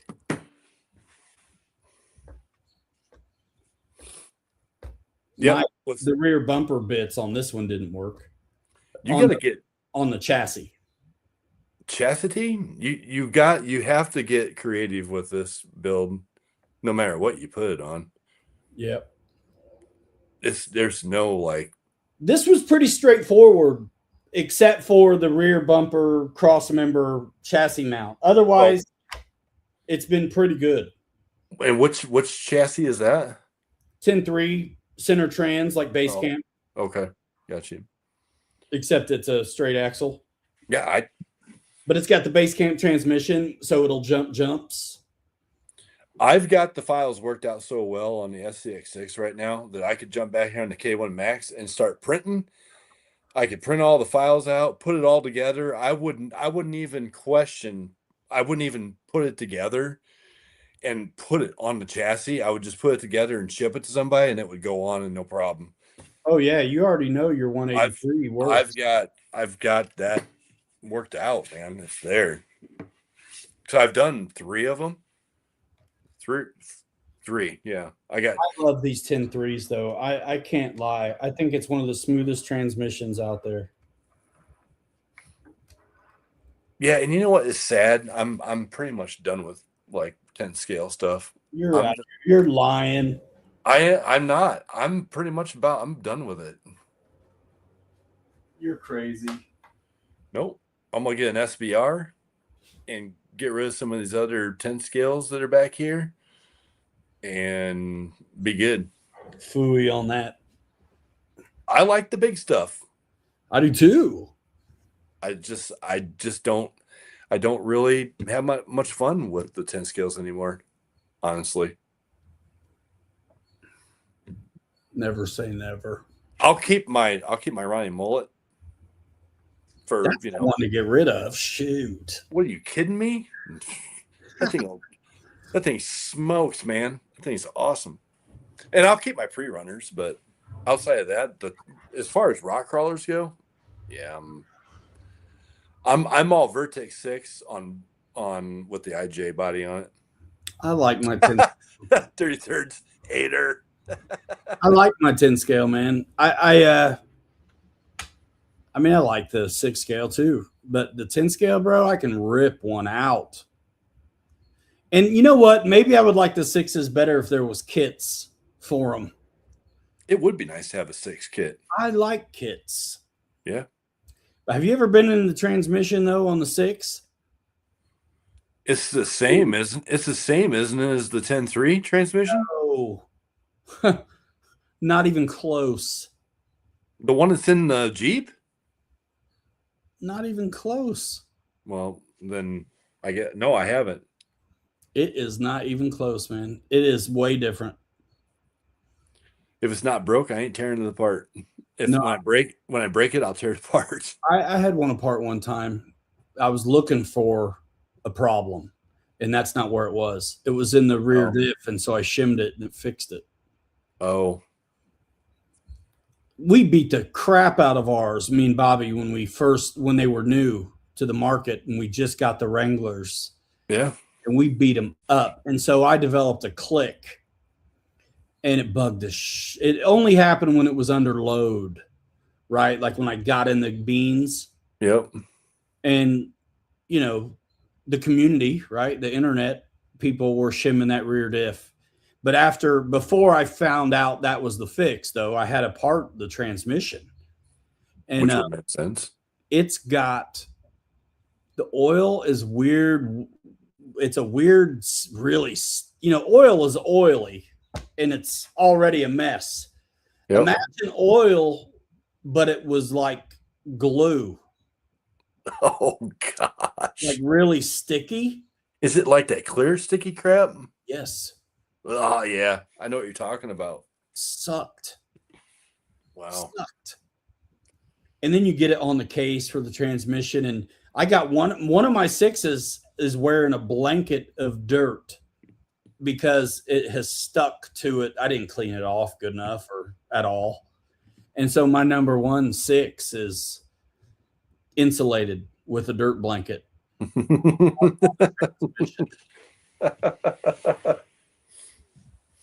So did Axial fix that by changing the shims in the rear end?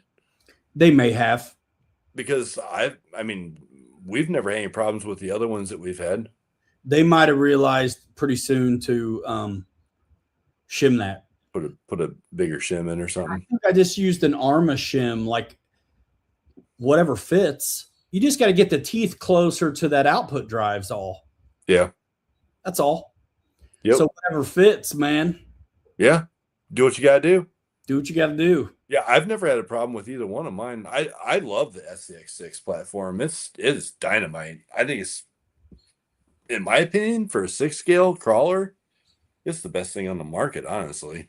It's phenomenal. It's pretty good. I think the stuff that we've put together for them is pretty neat. Oh yeah, I mean, just sitting here looking at, I can't wait to run these things. I'm as excited to talk to people at this show as I am to run there. Yeah. You know what I'm saying? Well, each one of our bodies that we've made, I mean, it's a conversation piece, and there's a story there. Every one of them, and they're all very similar, but so much different. It's neat because they're not made for it, but we make it so. Make it work. Yeah. And in a world full of Wranglers and Honchos, which is just like the airplane world, Mustangs and Cubs, it's nice to see some weird stuff. Yep. Not even weird, just underrepresented. Yeah, for sure. All bodies matter. All bodies matter. So KW says, I don't know if you guys see my video on the green IJ built, but it's full interior, but wow, what a pain. Yeah, anytime you do full interior on a custom body, yeah, it's a pain. Ryan and I and Kirk know that all very, very well. There's nothing easy about putting any kind of interior in anything that's 3D printed or a custom body for a chassis. The one thing I think is the mindset going into it. When you get a kit project like the IJ, you kind of just assume it's going to all fall right into place. With what we've done, which never was on a chassis in the first place, it's not a surprise when you have these issues to solve. Right. But on the IJ, there's a part of you that's like, man, this should just be bolt right up, or whatever. And, initially I was I've been talking about the IJ for a long time. Yeah, you have.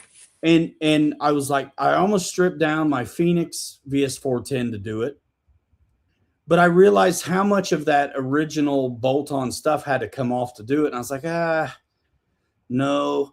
And then the Origin Classic came around, and I'm like, it's got a lot of great bolt-on bits, and the body's made for it, and the dual engagement retention pin system, So it's like, I didn't want to throw that stuff in the bin.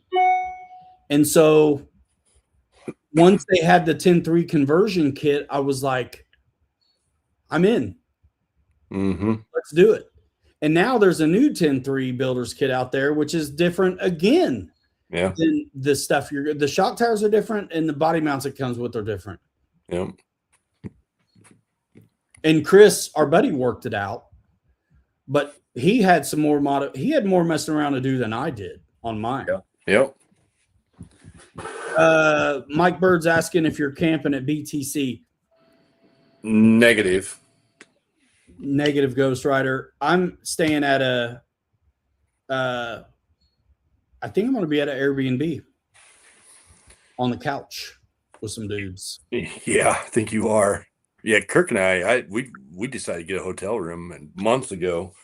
So we're like a mile. We're like a mile and a half from Beat the Creek. Wow, that's good. We're 15 minutes from it.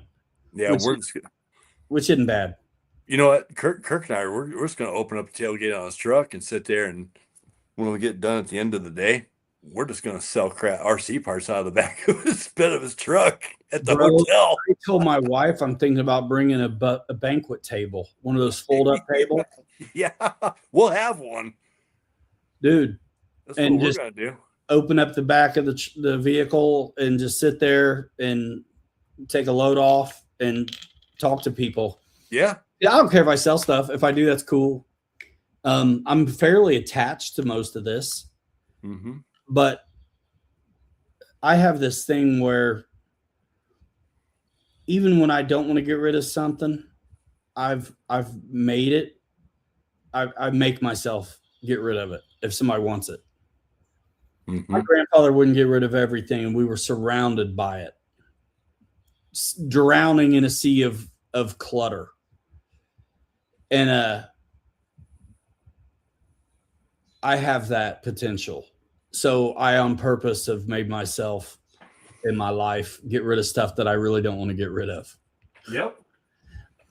Otherwise, I would still have every airplane I've ever had, and I would have no wife, and the house would be full. Mike Bird, there's my tent. That's pretty cool, actually. Will I be going live? I don't know. Maybe. I think there's going to be enough people doing that kind of stuff. You know, if it's anything like it feels like, here's the truth. I've spent so much time putting out videos and content that when I was at airplane events, the only reason I turned on the camera was because I was going to feel bad if I didn't.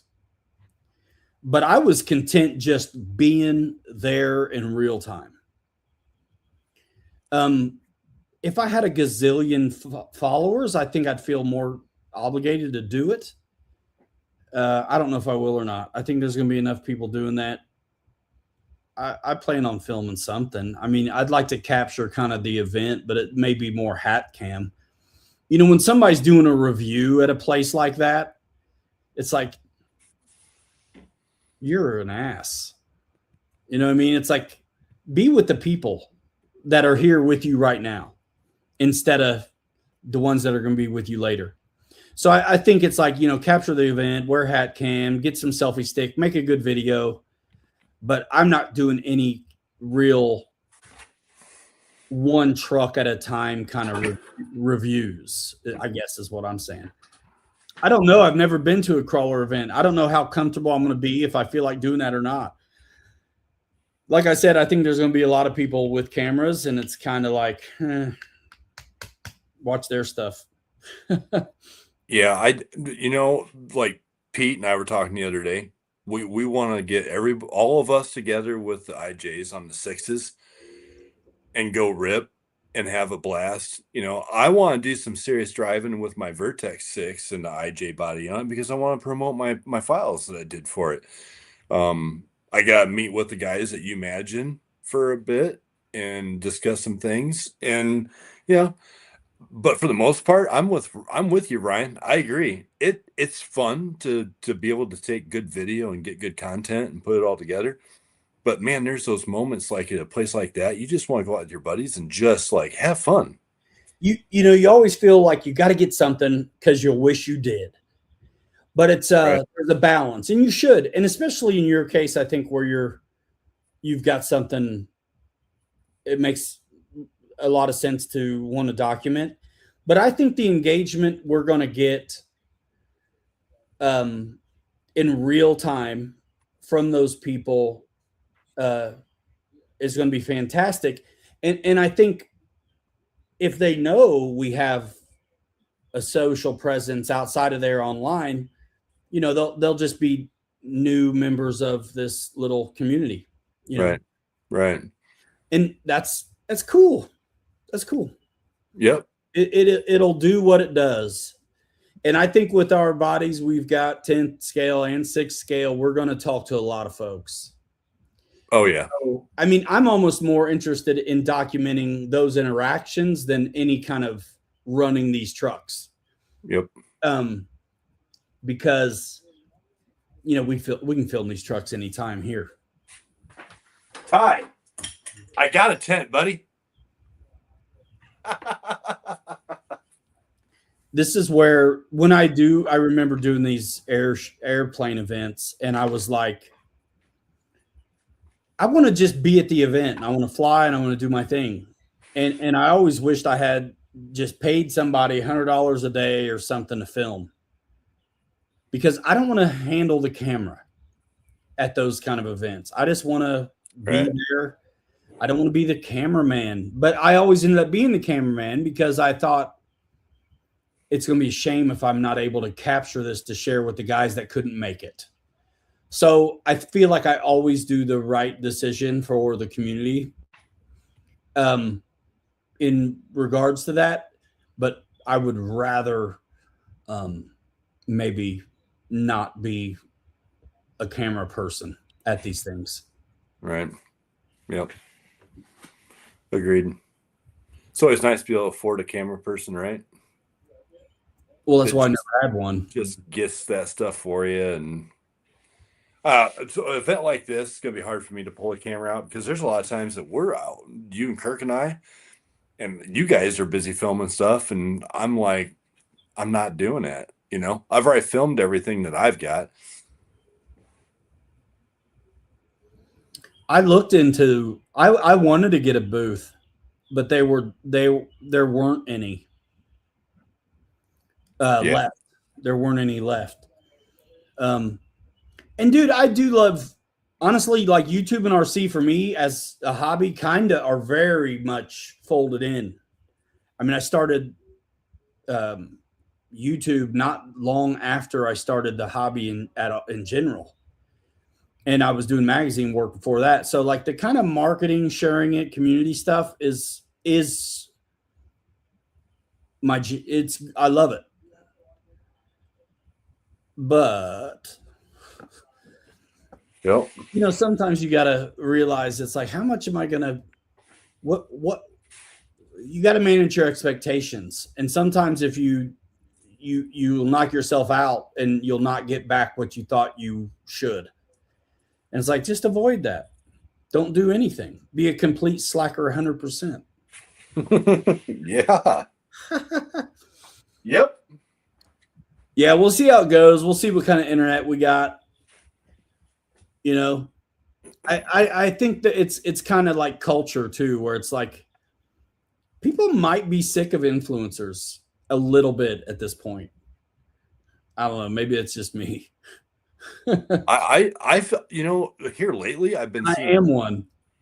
Here lately I've been seeing a lot of people just being attracted to watching people's lives. Like this young guy's name is Saucy Seth. I just found him just like a week ago. On OnlyFans? No, on YouTube, dude. And he's got a truck camper and he's running around all over up in Alaska and all over the place, basically just documenting his trails and his treks. And he's got a gazillion followers. And it's like this Dave's Garage out west. You know, I've been watching a lot of that lately. And what a great, you know, guy, older guy, got a fantastic auto shop, and he's got millions of subscribers. And it's almost like you're watching a show on A&E, but it's just, you know, it's him and they're interviewing him about what they're working on today or this and that and special projects. And he's got millions of subs. It's crazy. It is crazy. Some stuff that doesn't seem to make much sense can really go off, and then other guys that have been around forever can't seem to get there. Right. It's like Whistling Diesel. I just saw it come across on my feed just a few hours ago. And he put a video out, like it was like 8 hours old, and he had like 17 million views, bro. Yeah, and he also put like a $50,000 car on wagon wheels to get there. You know? Yeah, right. Yeah. I'm not doing that. Right. I'm putting a $20 3D printed body on a $200 chassis. That's what I'm doing. With $50 rims, right on. Yeah. Dude, I'm pretty pumped about the Corvair. Yeah, it's I think we're doing neat stuff over here. Yeah. And I think one of many things I like about the IJ is I think you got more people thinking about how to make things work on stuff that maybe wasn't intended for.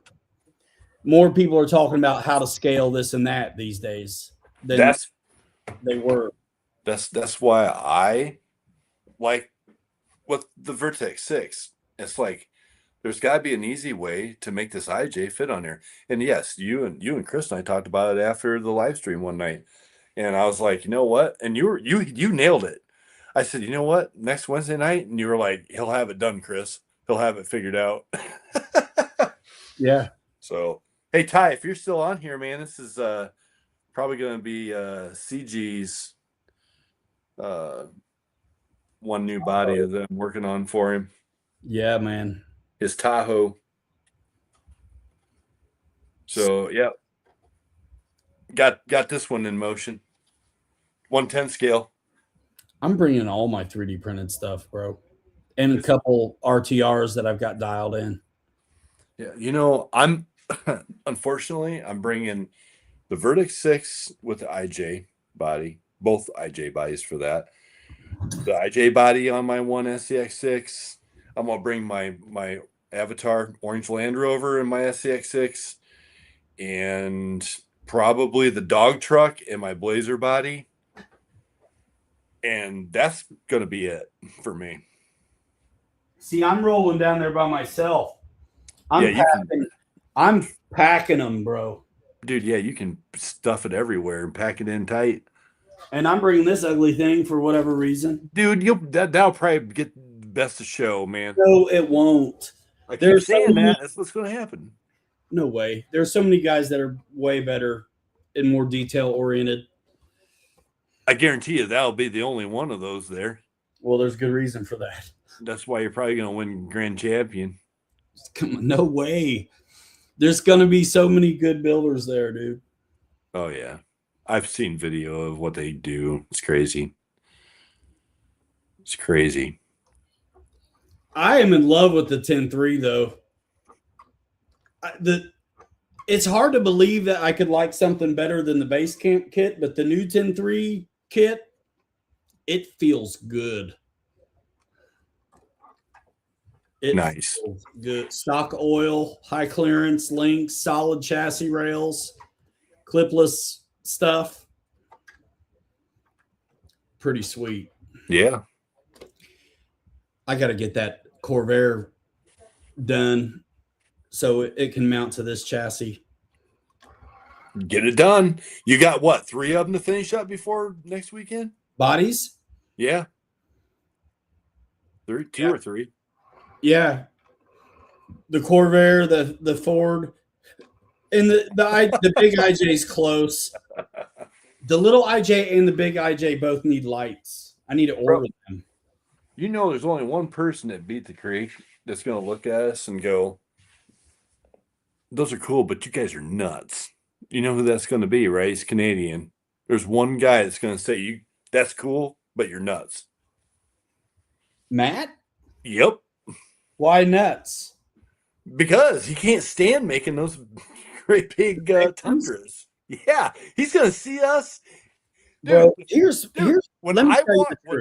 bro, when I walk into Beat the Creek, the first thing I'm doing, I'm driving like a bat out of blazes with the dog truck. That's going to run through the main vendor tent area, because that thing, everybody knows what that is, and they know where it come from. It's time to make a statement with the dog truck. Yeah, dude. Not everybody will know the Tremors truck, but it's still cool even if you don't. I'm excited to run it. I took Dad his this weekend, by the way. Oh, yeah. How did that go? I know you said you were going down there to see him. It was, it is great to see people. Yeah. Nice. But your dad was happy for his truck? Oh, yeah. Yeah. I'm glad to finally get it to him. Nice. Has he driven it? I don't know. Is he still here? Yeah, he's probably lingering. Well, dude, last year Kelly's Blazer got 400,000 views in like a couple days with our buddy Pete driving it. Yep. But yeah, man, I think it's gonna be a blast there, and Oh, well, this is the point I was going to make. When you do something like a Tahoe or a Tacoma or a modern truck that has all of that extra shape and grill and contour and this and that going on, it is a nightmare to finish. You know, I got a dent side or a bump side Ford. That's about as complicated as it gets. You know, like I'm doing these old school bodies most of the time, and there's a little less to them to finish. I can't imagine trying to deal with a grill on one of those Tacomas and the arches. Bro, honestly, you haven't seen this Tacoma like in person. You would be shocked with all the curves and everything you're talking about, how smooth this thing really is. Did Like you it you will. work it? Did Huh? it print well? Did it print well, or did you work in the It was the fidelity of the print. Whoever designed it, That's nice. dude, it's super smooth, man. Like I don't really have anything to Bondo fill other than the seam where I've had to put it together.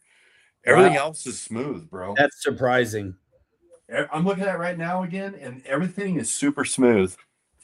That's surprising. It'll be one of the easiest ones that I finish. Yep. The first couple prints I ever did worked out really good. Like the Willie's wagon, man, it worked out for me.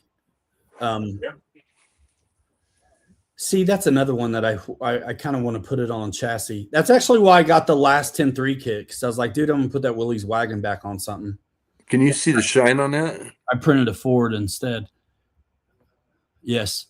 That's straight off the printer, the mirror for the Tacoma. Is that PLA? Yeah. Wow. Dude, the fidelity of it is amazing. That is cool. Yeah, it was a great file, honestly. But anyway. Yep. So I agree with you, Ryan. Typically, yes, most of these modern vehicles are a pain in the rupture to try and work out. But that one actually is really smooth. That's crazy. I wouldn't expect that at all. Yeah. Because even some of these old ones have been an absolute mess. It's just they're easier to sand on. Well, yeah, because it's a smooth, straight surface, right? Exactly. Like those piles, the Scout. What a mess. I vowed to do it. One of the easiest ones to do really is the Land Rover. The old Series 3, my orange one, like your little one you got. Yeah. Dude, those things, it's like you print them and put them together and throw some paint on it and go. Yeah, it's all I refuse to. That's my first one I put together, and I was like, I am not sanding anything. Yeah. Yep. But I didn't need to because it's all flat. So it didn't ever have any of that topography that you get when you're coming over a radius, really. Yep. So it looked good already. And then I chose like flat paints and then it's a satin also over it. That's a nice rig. Oh, yeah, they're great, man. My awesome. Little one is these 10-3s are smooth, bro. All those center transmission ones, they are quiet, they are smooth, they articulate way better than you think they're gonna. Yep. They're good. Yeah. Yes, they are. I think they're really good. Yeah. I'm about to pull trigger on another 10-3 kit. Do it. Why not? I like them. I mean, I found myself really not using the book much at all on the last one. Then, dude, if you enjoy putting them together and building them, and you can sell it, as a finished thing, and with the I'm 7 kits in the last year. Well, yeah, buy another one, put it together. It's a lot cheaper than going and spending $500 for an RTR that you're going to take half the stuff out of. Right, exactly. And then misplace it and don't know where it's at. You can never put it back to stock, so might as well just build it. Chuck, what up? Yeah, so I'm always the bearer of bad news. I'm ready to roll. I had my first work phone call at 5:15 this morning, and the second one at 6:10 for the same issue by two different people. Oh, So I've been pretty hard at it all day, man. So I'm surprised I made it this long. yeah. But yeah, early mornings. I had a call right away. I had a few, but all right, man. We'll do it then. Yeah, check us out, guys. We're going to be out of town next weekend, doing it to it, having some fun. Who knows what I get done? I got plenty to take with me. I don't think the Ford will be done. But I'm hoping the Corvair is. And I got enough. Hey, Bird, thanks, man. Thanks, Michael Bird. For the kit. Okay. Another one. Nice. There you go. I'm telling you, dude. Guys, build a 10-3. Build a 10-3. Build one with me, whatever, man. It is fun. Throw an 1800 in it, something brushless, 2-in-1. Any servo, it doesn't matter. People go nuts over servos. Listen, as long as it turns, you're still winning the game. I use a lot of basher servos because I don't want to pay big money. So I'll get a servo from like a basher. It's like 30, 40, 50 bucks instead of like paying crazy. Every now and then I'll pay crazy for a servo. But most of the time I'm using the SPM whatever 614 that they use in a ton of bashers. RC rolling, what up, man? Yeah, so we're fitting to leave. Kelly's ready to split. So can you hear this? Back to the CA. I don't know how I've just now discovered that. Fred, what up? Fred. Yeah, you guys are all getting cranked up, and I'm ready to just wind down, man. Yeah, these guys. Well, maybe I'll let you leave and I'll stick around a minute. That's fine, man. Doesn't matter to me. You do what you want. But yeah, it's been a long day, guys. For the guys just getting here, I had my first phone call at like 5:15 this morning, and second one coming in, dude. I'm not leaving yet. It's been a long day for me, man. So I'm fading pretty quick. So yeah, all right. So I need to figure out trying to see you before the show, though. I wouldn't mind trying that green out. Well, let's connect this weekend if you can. Yeah, I think there's lacrosse really early Saturday, but that's probably it. We'll talk. I'm gonna hang out a bit, but yeah, man, go on. Cool, man. Yeah. All right, guys. I'll see you on the next one. So have a good one. That are wanting to do SCX Project IJ bodies on your Vertex, you need the body mount system. Links in the description will take you right to Kelly's page on Colts. You can also find it on Umagine, but the link in the description will take you there directly. And for super cheap, he's made these mounts that he's sharing with everybody that you print off the Project IJ at 163. You use these couple little mount-on bits, and you can easily slap the big IJ onto the Red Cat Vertex in 30 seconds. Yeah. Check it out. Yeah. So real quick, what he just said. So you get you can print out the template for the back mount. So it locates to the IJ stock back tub, and then once you drill your 3 holes, you got this plate here that mounts up to that back underneath. So you can use your stock pin, and then you've got the front bracket that mounts right up underneath the hood, 4 bolts. So you pull 4 bolts out underneath the hood and put this in, and you're done. It mounts up 163% IJ direct using the stock pin from the Vertex 6. That's what's up. And if he sells enough of them, he'll get a light to put in front of him for the live stream. Right? All right, man. Yeah, man. I only need to sell another 50 of them, and I'll buy a light like you got. There you go. All right, guys. Kelly, see you later, Have fun. bro. We'll see All right. you. Been enjoy. Bye. Later. All right. I'm going to wrap it soon. Yeah, cool stuff that's going on. It seemed like a handful of you just showed up, and I didn't want to split right as you were coming. So, if there's anything you want to see that I got going on, let me know, and I will get going soon. Rafe. I want to hang out with the boy a little bit. Yeah, excited about the show, man. I've been cranking on stuff. I have. And, you know, I was talking some of you guys that hang around, you know, that I really screwed with the numbers on this to make this fit on a 10-3. I like this. I think it looks good. It performs well. Just take a look at that body and the width on the wheels. And then I printed off the cab of one if I didn't cheat the numbers. And it's ridiculous. I want to show you. If I can find it, I probably threw it away.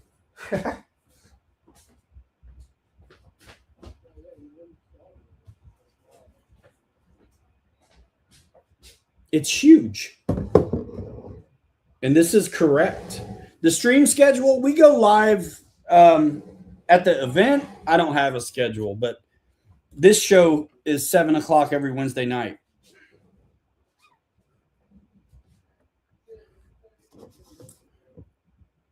This is how big it would be if I told the truth. It's ridiculous. That's why I cheated, because I knew this was way too wide to be okay. I mean, this will eat it. So I shortened it and made it skinnier. Here's an interesting look at this. Hold on.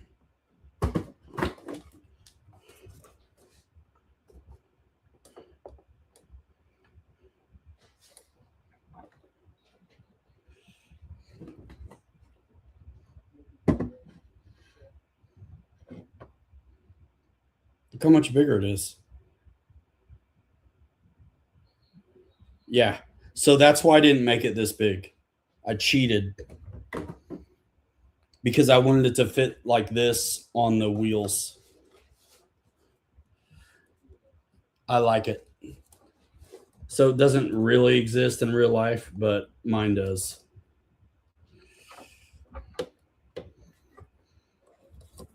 Pretty cool.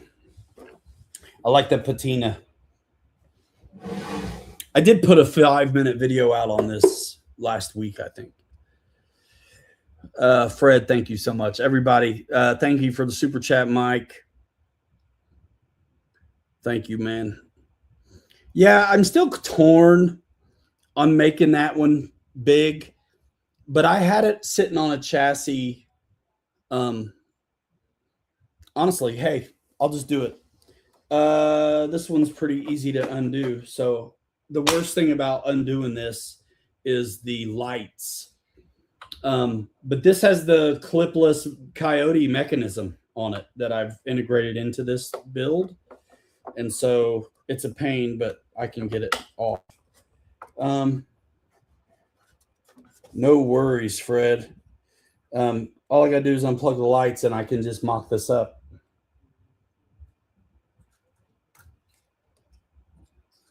The lights are nice. The CJ7 light kit on the new CJ7, you get ambers, reds, and whites. And that's what I use. No special drivers or light controllers are needed. And that's it. But there's the coyote mechanism right there. And then there's the one on the back too, the clipless deal. And I have a cover I made for it that's magnets right there. Fun. I put hinges on it, even though this doesn't open, just because it looks cool that way. All right, so you saw how good that fit on there. Now, look at this. And this is a nice chassis. And what's cool about building this as an honest 10 III with the clipless provisions is that if I design my other bodies to use that, I can swap back and forth, no sweat. This is the new 10 III Axial Builders Kit. You get the nice boat side skids, which are, they really make a difference. You get the high clearance links, solid chassis rails, different shock tower mounts, and a battery location that puts it forward right here under this tongue. Very cool.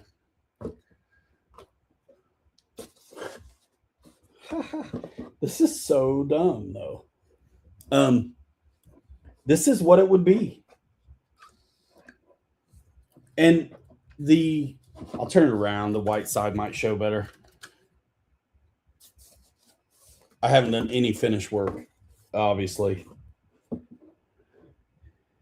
Get it squared up on the arches. So when you do the math, this is correct. So if I were to print the bed off, it would be, you know, right there on the arches. I just think it's nuts looking, you know? So I kind of pumped the brakes. I'm like, I'm not going to waste any more time or filament on this. It's nuts. You can see the tires there inside. That's how nuts it is.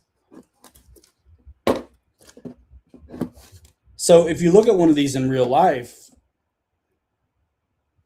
that really is about how narrow these are looking on the underneath the body.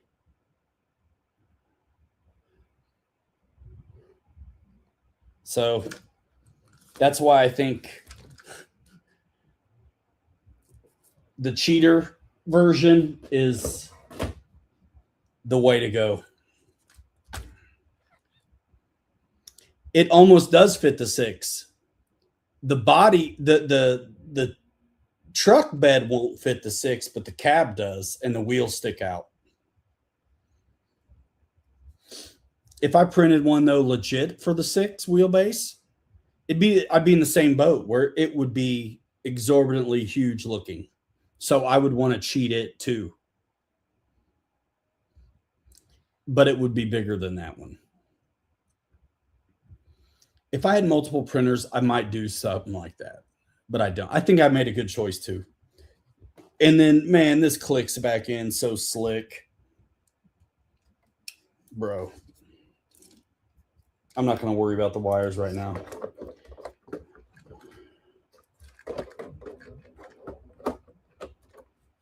Ready? Come on.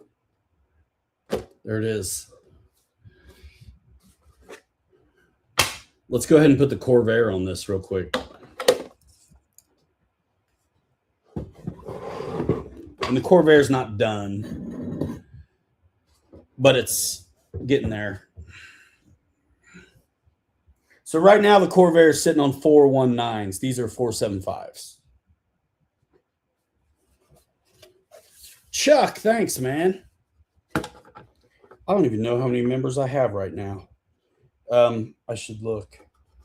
So if I were doing the Corvair on this one, which I might, because all I got to do is figure out the Coyote, which I have extra parts. And then I probably would not do the clipless on this one, but I would go ahead and stick in a couple body posts and just boom, let that be what it is. And then I'm running a real nice Corvair that's got a reef servo in it and I can beat the heck out of this. Because I'm not going to beat up the FC150, but I'd beat this up. I think it looks great, dude. So that's actually where I'm at with this. The F250 Ford curved dashboard and steering wheel seem very appropriate in this. So these files only came with the body. There was nothing else. So when you run into that, if you want any kind of extra, you just got to make it work. But, you know, I cut these arches way back in the software, and this one is made to beat on. So this one may go swimming in the creek. Not worried about it. I don't think I'll put lights on it, stuff like that. And if it's so easy to just, I mean, come on. Come on. Yeah, I like it.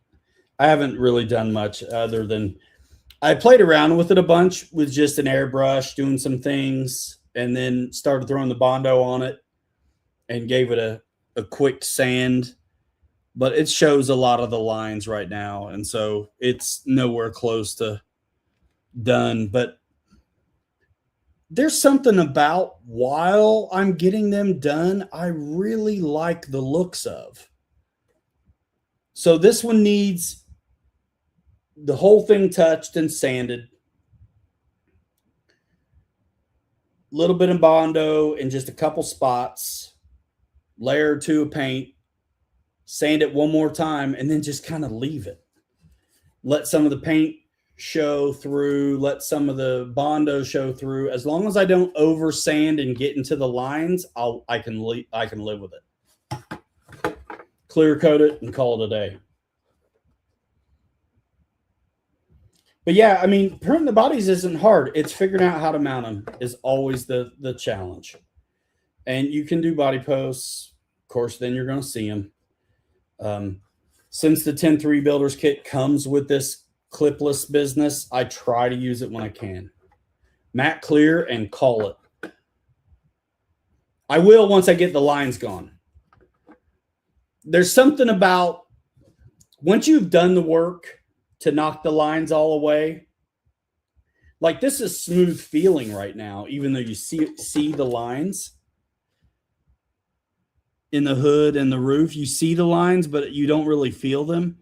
So knowing what it was when it started and how you could see about everything, when you get a fresh coat of paint over where you've already done the work and you've got this looking like metal,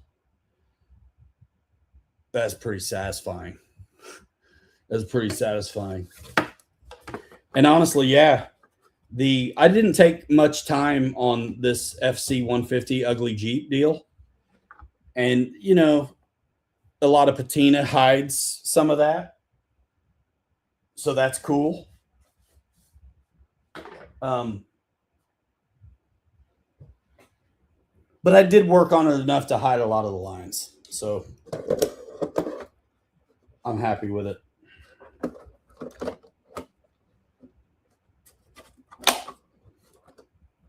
How cool is that? It's not perfect, but it doesn't have to be.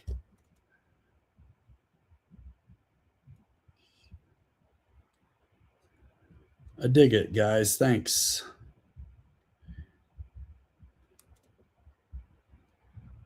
Check out the little video on it because you can see the detail a lot better. Little 5-minute deal. All right. Thanks, you guys. So, yeah, I'm looking forward to the show. I've actually never been to a crawler show except for just RC Fest in Illinois, which was an everything show. I am really excited about all the other rigs I'm going to get to see. And I'm sure, you know, I'll be inspired by that. I'm bringing as much stuff as I can fit, though. I'm really pumped and proud of, you know, rigs like the Travel All and my big sixes and stuff like that we've 3D printed and done. Pretty cool.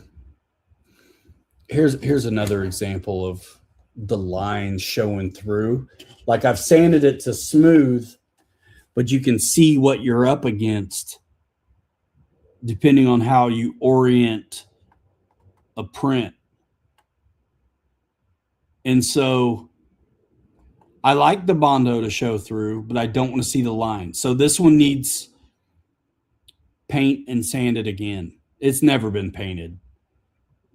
And one thing I should have done, which I didn't do, a lot of times if I'm really doing it right, I would have sanded all those lines down first and had them almost done before I ever put filler on it. But I didn't on this one. I kind of wanted to see. So it's all been a wonderful experiment. And you guys remember my big Ford with the red door? I'm making a little one.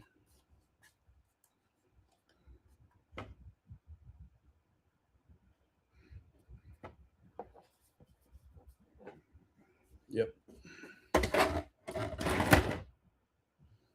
That's what's up.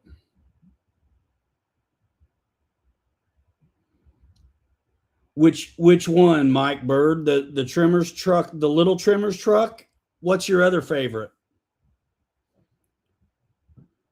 Monster. You know, I feel like a show like this, I got to take some of the RTRs because I want to have something I can not feel bad about thrashing. If the creek is something that needs to be beat, I want something that I can go at it with. And that's why I think the Corvair, as far as a 3D printed body, might be a good choice. It's nice and low. There's no bumpers to break off. Yeah, I just need to reinforce it inside a little. Call it a day. Yeah, I like 1/10, man. I like the 6s. I really do. But this is it's a very manageable size. And my complaint, I think, about some of the 10 scale stuff is if it's doesn't look real when it's moving over stuff. But these heavy ones, they kind of do. I mean, that's why the 6 looks so good, because it's heavy, right? So my heavier 3D printed things, I like how they look moving over stuff, even if they're small.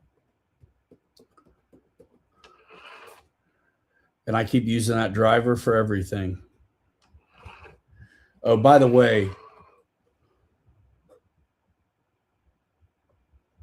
I think, let me double check.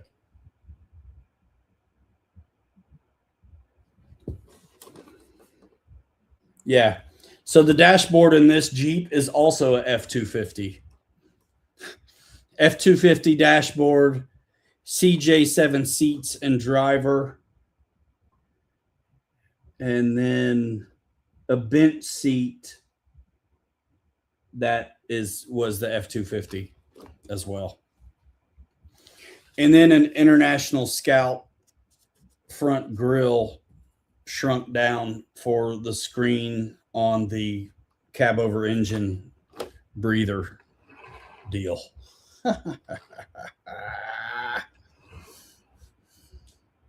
You got it, man. Use it. There's a lot of trucks that have the international. The trimmers trucks all have, well, Dad's, I think, has the Ford Ice interior, which would have been a Jeep, actually. But the big trimmers truck has an international Travelall 1964 interior. The CJ7 driver. Yeah, so let me bring that rig over. These files that I talk about repurposing all the time.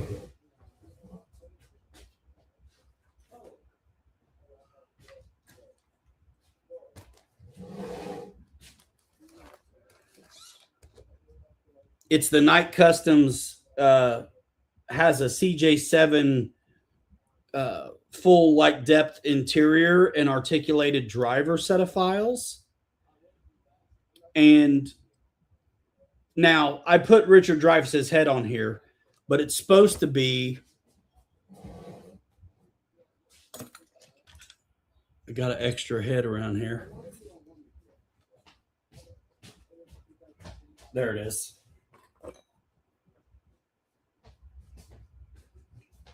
So even the big drivers that I have in my SCX6s are this guy. So this is the head he's supposed to have. Same driver, but I got Richard Dreyfuss on there. But I use, and so when you print the CG7 Night Custom files to scale with the G codes that he provides, it's going to fit perfectly in this Axial CJ7. It's made for it. You take the whole body apart and you bolt in his stuff. It's a really cool, like full depth interior and seats and doors and all kinds of stuff. Well, all my big trucks, it's the same guy. I just scale them up to size. That's it. Hey, man, we could have two guys in here. One guy's lost his head. Yeah, I can't not do drivers now. I really have a hard time not doing drivers at this point. So there we go. See how perfect this, I mean, that's because it's made for it.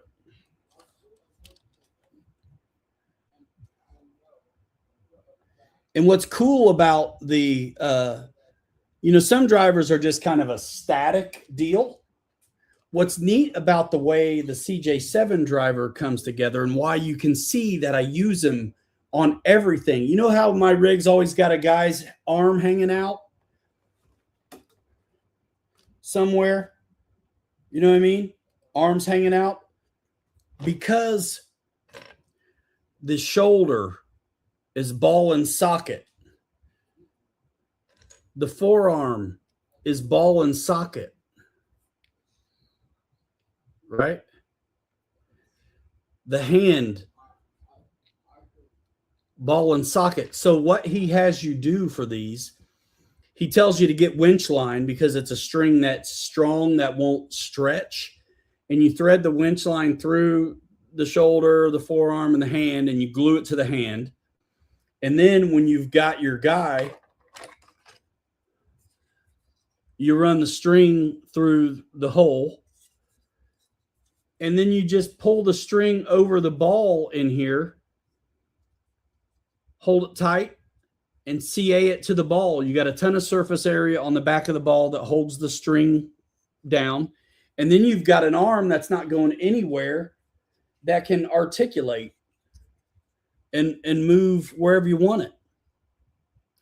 There's a little bit on the scale file, on the file, the way you get it. There's a little bit of a hard line on his shirt that keeps him in more of a straight this way kind of movement. A lot of times I will sand this off a little bit so I can get a little bit more articulation out of him. And instead of just moving forward and back, I can also get a little bit of up and down if I need it to get his arm out the window. And the intention is that you put a servo on the steering wheel and a servo in his head, and he'll turn his head. And when the steering wheel moves, his arms, which can freely articulate, move as well. And that is what I did on this one. On all the other trucks, I just don't do that. I don't do the servos for the steering wheel or the head. I could, but I don't. And once you start scaling this guy bigger and stuff, then whatever servos are recommended aren't going to work anymore and stuff like that. Now, my FJ40 has this guy in it, printed much bigger. I'm going to show you. Printed much bigger. And his arms do articulate on the steering wheel because the FMS rig's steering wheel already moves. You don't have to do anything. It already just does. And I've gotten, you know, when I painted up I'm pretty proud of mixing up the paint custom to match the skin tone. So I had the skin tone for Richard Dreyfuss, obviously his head, and I did as good as I could to match the skin for the forearms. And I painted 3 of these dudes at one time last time I did it, because I was like, I painted Richard because he was gray all. And then I painted another couple drivers, the guy that's in the bread truck, and then this second dude that's riding shotgun with no arms. It's the Def Leppard dude. I'm going to put his body parts in the back. It's a lot of work, but on a CJ, it is worth it. It looks fantastic. The CJ7, and I've got the shocks dropped, and I don't have any brass except for in the wheels, I think. But I do have a nice brushless motor on here. It needs a little bit of weight down low because when I added the scale bits and the full depth interior, it definitely added some weight high that it didn't have when I was just going with the fully stock Lexan body. Which means I need another CJ that I can just leave alone and just add a driver, and that's it. It's not happening. I won't do it because I already got this one. Body parts in the back. Let's go.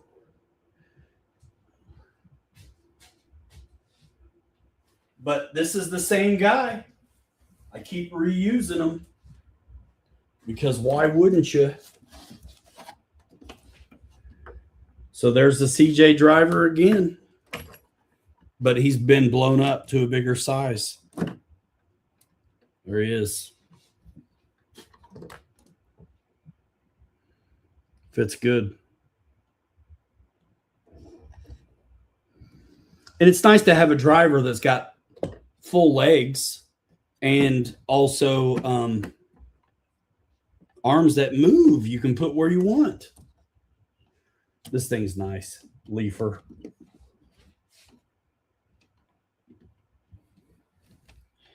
The emblems, man. I got RC 4-wheel drive emblems to legit out the Toyota and the 4-wheel drive emblems.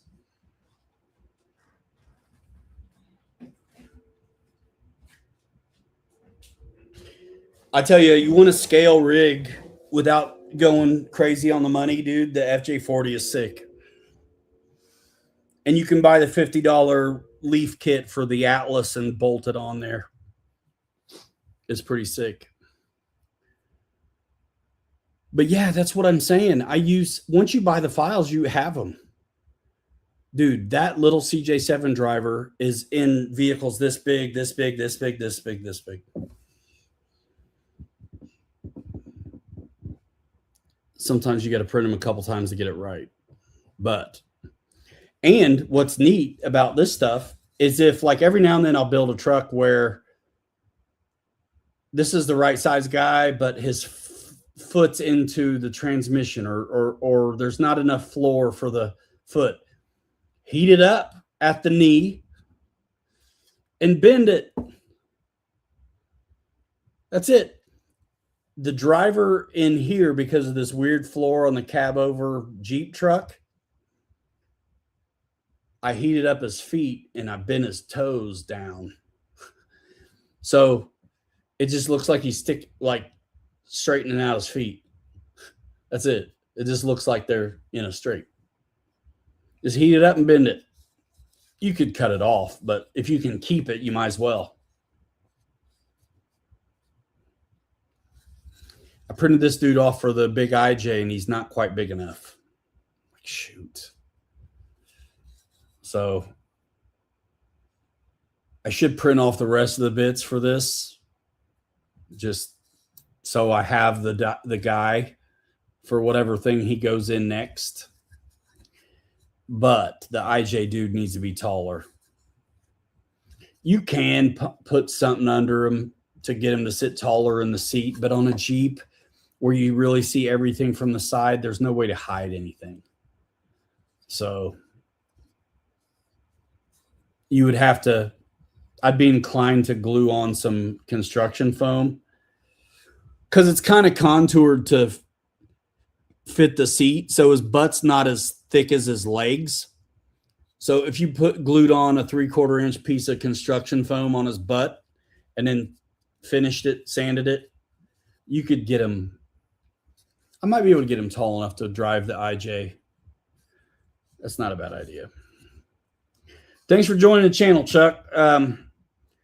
Tell your dogs I said hello, and we'll see you next time.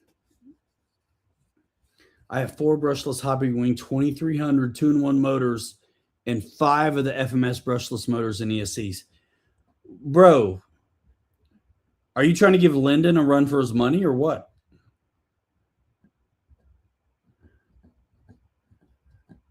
What rigs are you putting them in? I assume your RTRs, some of your RTRs. Your little Scout's already dialed in. You got a reef servo in there, brother, and a 1800, I think. Or is it an 1800 in there? Yeah, it is. Yep. I remember it's got the yellow XT60.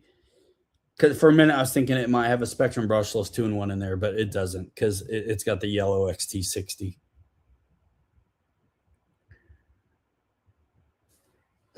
Rafe, you still out there?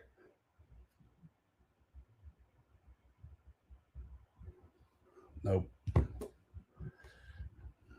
Let me text that boy. He's got 10 minutes to bedtime. Did run it on 2S or 3S. I ran it on both, I'm sure. But generally, my idea is to run them on 3S. 2S is fine. I feel like 3S, if you just want the wheel speed to go ridiculous for trying to get out of trouble, if you get bound up or stuck.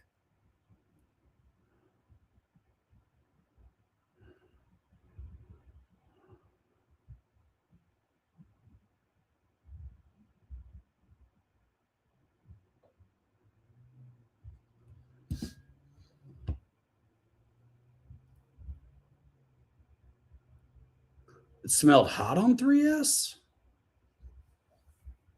Huh.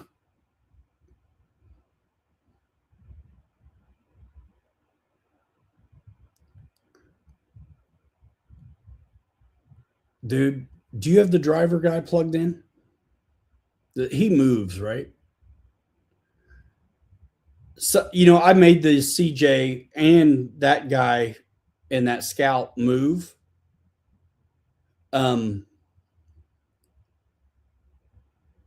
But I most of the time left those servos unplugged because I thought they just made a ton of noise and were probably sitting there getting hot.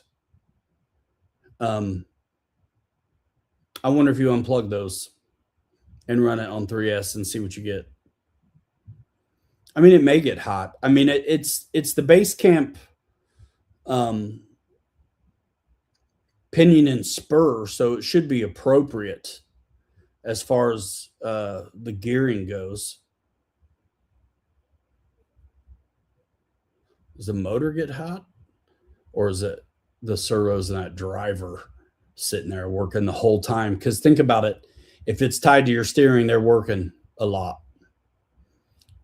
It's cool, but it's a bit of it's a thing. Like it's kind of gimmicky in a way. That's why I don't put the servos in these dudes anymore. But I did that one, I think, right?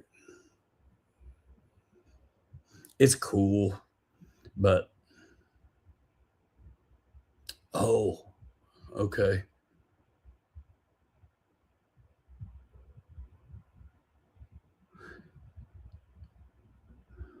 Yeah, I would definitely, if you smell heat, I'd put a finger on that motor carefully and see if it's there. If not, it's got to be it's got to be the servo in the body or the steering wheel. Did I put the steering wheel in that one? That one may have the CJ7 dash and driver in it. I can't remember now. Mint julep. That's a custom. Custom. Guys, I got a few minutes I'm going to spend with the boy before he's got to go to bed. I love you. Appreciate you guys. Thanks, everybody, for your support. I'm having a blast, man. I know a lot of you guys want to see the planes, and that's cool. I still like planes, but I'm able to keep my hand. Dude, this is like therapy, man. I love wrenching on these. I love flying planes, but I don't get to. It's so hard to get out and away to do it time-wise with these kids being in the age they're in and all that. But, man, everybody can go to bed. I can sit in here and noodle on these things. Digging it. Digging it.